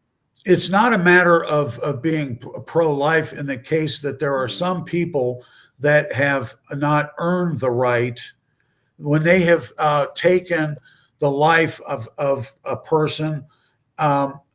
They have given up their rights to life. And it's a matter of protection of society. It's not a matter of whether you're for killing somebody or not. The fact is that there have been cases where people have been let out of jail and their sentence commuted by somebody who, I don't know, soft on crime, whatever you want to call it, but then has gone out and reoffended. So you're protecting society. It's not a matter. Now, if you could, now to your point, if you could put somebody in jail for life without possibility of parole for any reason, then yeah, I'd be in favor of that. But what the problem is that you put people in jail and then they can be let out by somebody later on that may not believe that believe in being in jail in the first place. So yeah. But those cases are, I mean, you're talking about unborn children. But that's what you mean. That doesn't apply to like people Nathan, who are let's already stop here. right there because I hate when we talk about things that don't happen in high levels of degrees. So he's talking about people who commit heinous acts, heinous murders, who then turn around and some judge or some parole board somewhere lets these people out before they've served their sentence. I haven't heard of those cases. I mean, and if they do happen, they're in a very small percentage of cases. Most people who commit heinous crimes and are sentenced to life in prison spend the rest of their lives in jail. So let's just say that, right? So let's just not talk about things that don't happen or things that don't happen to a high level. When you talk about a small percentage, to justify certain points. That small percentage doesn't matter, but the small percentage of CPS students, that doesn't, that's the problem with liberal logic is you guys don't stay on the same page. You apply a certain standard to one issue, but then change it to the other. If there is a small percentage of people that are released that's what you just reoffend, then whether it's a small position or not a small percentage, it shouldn't be allowed in the first place. But Kevin, that's what you just did. When it comes to, I'm trying to nail you down on this whole pro-life thing. So when it comes to an unborn child, you're pro-life. When it comes to an adult, it depends on their actions.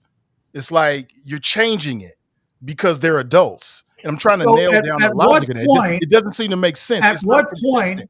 At what point does somebody commit a crime that is so heinous or so bad that you need to house them, feed them for the rest of their life. I'm okay with that. That's called a life sentence. I'm okay with that. I think Charles Manson, for instance, you're okay with that? I mean, I am okay with somebody getting a life sentence. That's different than somebody taking their life. To me, that's pro-life. You I'm have pro-life. given up your right to life when you take no. How do you give up your right to life? Wait a minute. Let me tell you why that's a violation of the United States Constitution.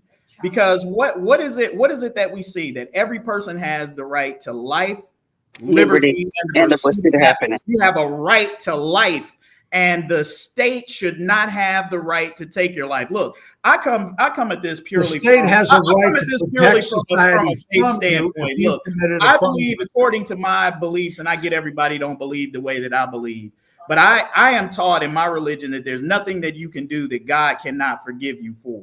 And so if God has redemptive properties that says to us, no matter what you've done, you have a chance to repent, pay your penance, and find restoration for that.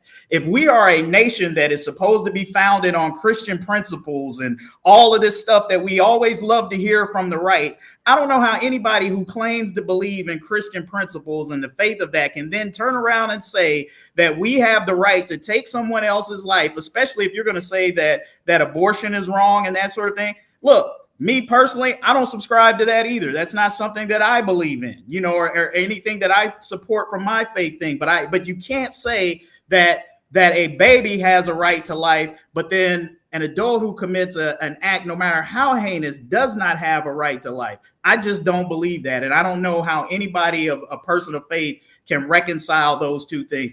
Maybe your faith, whatever faith that is, allows for that. But the faith that I follow does not. It's not logically or intellectually consistent on any levels. It's just justifiable homicide is not part of the law. That shouldn't be a part of the law. Look, if you're defending yourself, if it's your life versus somebody else's life, and you have to take somebody's life, in most of those situations, people aren't looking to kill somebody in those instances, and I think that's a completely different sort of thing than saying that in the heat of the moment, me trying to preserve my life, I have to take somebody's life versus somebody commits an act, they're on death row for years, and then we decide that is not self-defense. I'm sorry. And there's no definition on earth where that is defined as self-defense. Well, again, this is a bad example possibly of one of these situations. But if if you could assure society, or you could assure the public that if somebody who is put away, that they will never get out, I'm fine with that. That happens every day. Most people, if they get life, they're there for life. Most. Or 20, 30 years. Most. Sometimes people get inside, they commit offenses inside, they get extra time. Most. Yeah. Or new evidence is determined and somebody gets exonerated based on new evidence. So that does happen very, very rarely, but that happens as well. Yeah. And I applaud that every time that happens. But if someone's life has already been taken, when that does happen, it doesn't give an opportunity for them to be exonerated. The belief right now is that it is very possible that through additional research that it will be determined that this gentleman actually was not guilty. And if that happens, it's a travesty because his life has already been taken. And we see this more often than not, especially when we're able to start using DNA evidence, right? You see more than not where there are individuals that have spent years in prison to only find out that they were not guilty of the crime that they were actually in prison for. And well, with that team, 26 years. I mean, that's a hell of a lot. That's important. And I wish somebody would come forward with the DNA evidence. And I wish they would have said that, oh, well, wait a minute, this guy didn't commit this crime. But again, if you're talking about just this particular instance, in my opinion, no, this guy probably shouldn't have been executed while there was still this doubt. But if you've got, I'm trying to think of McNichols, the guy with the Oklahoma City bombing, that guy shouldn't have been executed? No, he shouldn't have been. Okay. Well. No. And we need a lengthy appeals process. Don't you know why? Not 26 years, for crying out loud. 26 years or 37 years, because there are people who may be innocent and new Well, evidence may crop up. They and may be over that exonerated 26-year along period of that time, you've got pathway. the victims of that crime that have to live with that every day. Their life has been altered for the rest of their lives, and it affects them deeply. And you're going to tell me that you're going to give more rights to the person that perpetrated the More crime rights? than the That's a stretch. I didn't say anything about more rights. I'm just saying that we need a lengthy appeals process because there are some people who Well, are give me wrongly a time convicted. frame for a lengthy appeals process. The time frame is the time frame. I don't have a problem with it because there is a lot of people who may have found to be innocent. And so it's not always about that individual perpetrator. It's about everybody else. It's about the public good. It makes sense to me. But I said, it doesn't be, you can't say that you're pro-life in one instance, but when it comes to the death penalty, you're pro-death penalty. It just doesn't make any sense. But that's just my 2 cents. No, Well, I agree with that. I agree with that wholeheartedly, Nathan. Look, I'm all for, and here's what I'll agree Well, then with. the fact that we now, need wait a to- minute. we need So to make if you things- think we need to abortion make- is Kevin, okay, which finish. makes you pro-death, but then you're pro-life when it comes to criminals. That kind of logic doesn't make sense to me either. Say it again. Say it again, Kevin. I said if you're going to be pro-death for the unborn, and Who's then you're going to pro-death? call your what? Ain't one person that's pro-death. Nobody's pro-death You when said it comes to you're, unborn. if you're going to be if you're going to be pro-choice, that's pro-death. But then you're going to turn around and be pro-life for a criminal, somebody who's murdered a number of people. I don't understand that process. Pro-choice is not pro-death. Pro-choice is pro-choice. Pro-choice. What I'm saying is, it's up to what the mother. happens with that choice, Nathan? Does something die? Does something extracted from the body? Is it pulled apart and then somebody has to go back in the back room and piece it all back together to make sure that we got it all? And then look at that. Look at those arms, those legs, those toes, the head, the torso, and everything, and say, "Oh yeah, we got all the parts." But that's not a human being, and that's not a death. Give me a break. The problem is the pro-choice people haven't thought about the issue long enough, and all they're looking for is a legal permission to do a moral wrong. A legal permission to do a moral wrong. You talking about abortion? Yes. I think it's much deeper than that. I No, think it's you're overlooking just how deep of a decision that is for a woman because you're a man and you're never going to be in that because position. I have talked to a number of women who have had abortions and wish they hadn't. I've known people that have not had abortions and everybody was telling them to have an abortion. And the fact is, later on, they said, "Oh my God, how could I have even thought of that?" And so it's a matter they of made their choice, and they should have had the right to make their own choice. yeah, and they should have been whether able they to have have regrets later on or not. That's their They should choice. have had an informed choice. Do they do anything in terms of an ultrasound? Do they show the development of that child? Do they show them that there is a heartbeat there? Do they tell them that there's brain waves? Do they tell them that this is a fully formed infant that's in there that has 10 fingers, 10 toes? So now you're acting like women don't know that a child is growing inside of them. I would say that a vast majority of people that go into Planned Parenthood, they are conditioned to think that this is just a blob of tissue there. I would say you are absolutely 100% wrong. No, it's not. No, 100% wrong.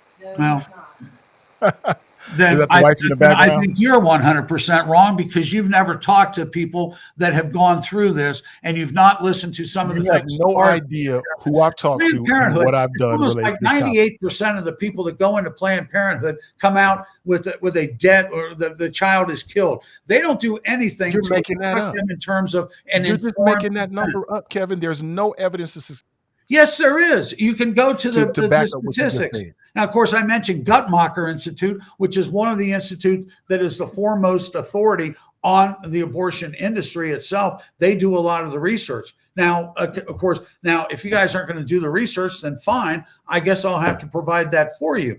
But the problem is, if you go into Planned Parenthood, they don't do anything in terms of counseling, in terms of, well, okay, you know, this is the options for you. You can have the baby, you can put it up for adoption and so on. No, it's let's build up our statistics. Kevin, What? you have never been pregnant. You have never been pregnant. You have never been What pregnant. difference Neither does have that I. make? You What and I difference just don't does know that what make? that means. What you mean with Well, difference? It makes all 50% the of that difference in the child world was in terms done of by knowing a what you're talking man. about. But that man No, wasn't no, no, no, carrying no. it for a You mom said over that here that women are. actually birthed two. That man wasn't carrying that child. He cares about it, and he's not supposed to have a choice. So if You're I could getting say, help. I think the You got distinction help that in the Nathan was background. trying to make, Kevin, is one can be pro-choice, but not necessarily pro-abortion. Those may be two different things. Is that I can say that I may not be for, if according to my religious beliefs or whatever, if I believe that to be a termination of life, I may not be for that, but I am for a person having the ability to make that medical decision for Make themselves. that Great It's not distinction. in this country. Make that One of the informed great decision. debates, one of the great debates about this whole abortion thing is, there is the religious and the spiritual component. There is this discussion biologically of when life begins and all of that. If you're somebody who's religious, somebody like me, you believe that life begins at conception. A lot of people believe that. There are other people who don't believe that. And this goes back to our discussion last week.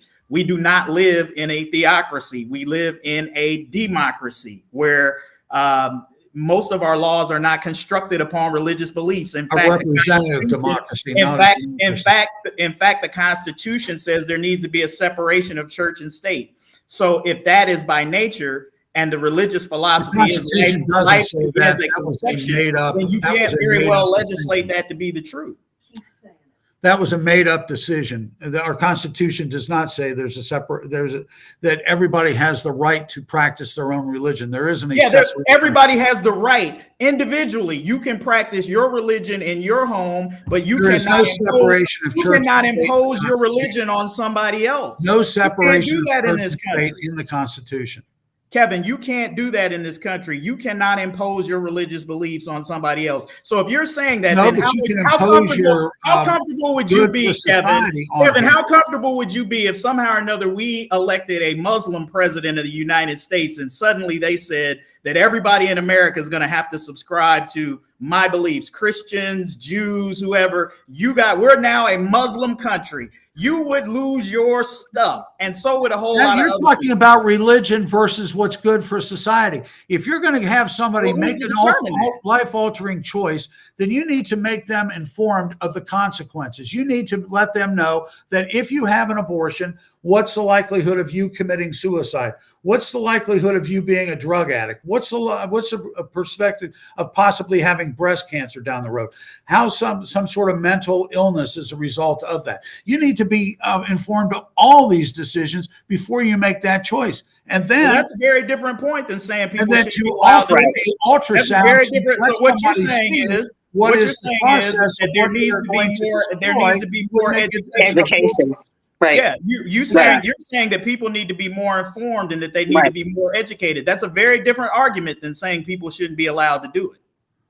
Right. I'm glad you If made the people were distinction, more though, Kevin. informed, they wouldn't want to do it. Okay, so Kevin, there you go. There you go. Leave it at that. So this is the thing that I've said all along, that Informed rather than consent. trying to legislate against it, right? Okay. Telling people what they want, what they should and should not do, getting into people's bedrooms, that maybe we should spend some of that money that we're spending on all of these other things to make sure that people are better informed, because I don't disagree with you. Maybe if people were I find it amazing. I'm not talking about this people who have to do it conversation. medically. Some women have to make medical decisions that they don't want to have to make but I'm just talking about people who are wrestling with whether or not to have a child because of financial situations, or they're not ready, or whatever it may be. I'm amazed I'm having a conversation with three African Americans about Planned Parenthood, which their person that formed Planned Parenthood was an avowed racist. She wanted to eliminate the black population. And now, and why is it that abortion clinics are in black neighborhoods? Do you think that somehow along the line that isn't some sort of an intent on the part of Planned Parenthood? We can ask that about gun shops, liquor stores, and a whole bunch of other things, cash advance places. Let's not stop there, Kevin. If you want to talk about why are certain things in black communities, let's keep the list rolling. Well, if I'm wrong about this, don't more white women have abortions, statistically speaking, than black women? Statistically. I could be wrong about that, but yeah. What was that? Statistically. statistically speaking, white women have more abortions than black women do. Yes, but as a percentage of the within the black community, is the ratio right now is that there's about a third of the children, or of third of pregnancies end in abortion. Now, if you know, and again, if you want to support an organization that was formed by a racist that said that she wanted to eliminate the black population and that you think that's okay, well, then I don't know what else to say to you. No, it's not about supporting the organization. You're talking about Planned Parenthood. It's about supporting women. I thought that Kevin A made an excellent point. I'm glad you pieced that out. Is that you can be pro-choice and still be against abortion. You're just saying that women have the right to make that decision for themselves. And that needs to be said over and over again. Women are not dumb. They're not unintelligent. They understand what they're doing. They may not understand the gravity looking ahead for 10, 20 years, but many of us don't with the decisions that we make. Should somebody talk to them about that? To make that decision for themselves. Should somebody coach them on that? And when we start talking about the fabric of the country and what was built by a racist or on racism, I think that opens up a whole different conversation, because at this point, we're still seeing that in 2024. It's something that we're still dealing with, not just what happened many years ago, but what we're looking at right now when it comes to racism. So I think it's important that we think about collectively what your personal beliefs and what you believe others have the opportunity to do. As a woman, whether I support abortion or not, it has to be my choice with what I do. And no, I don't want the government. I have 2 daughters.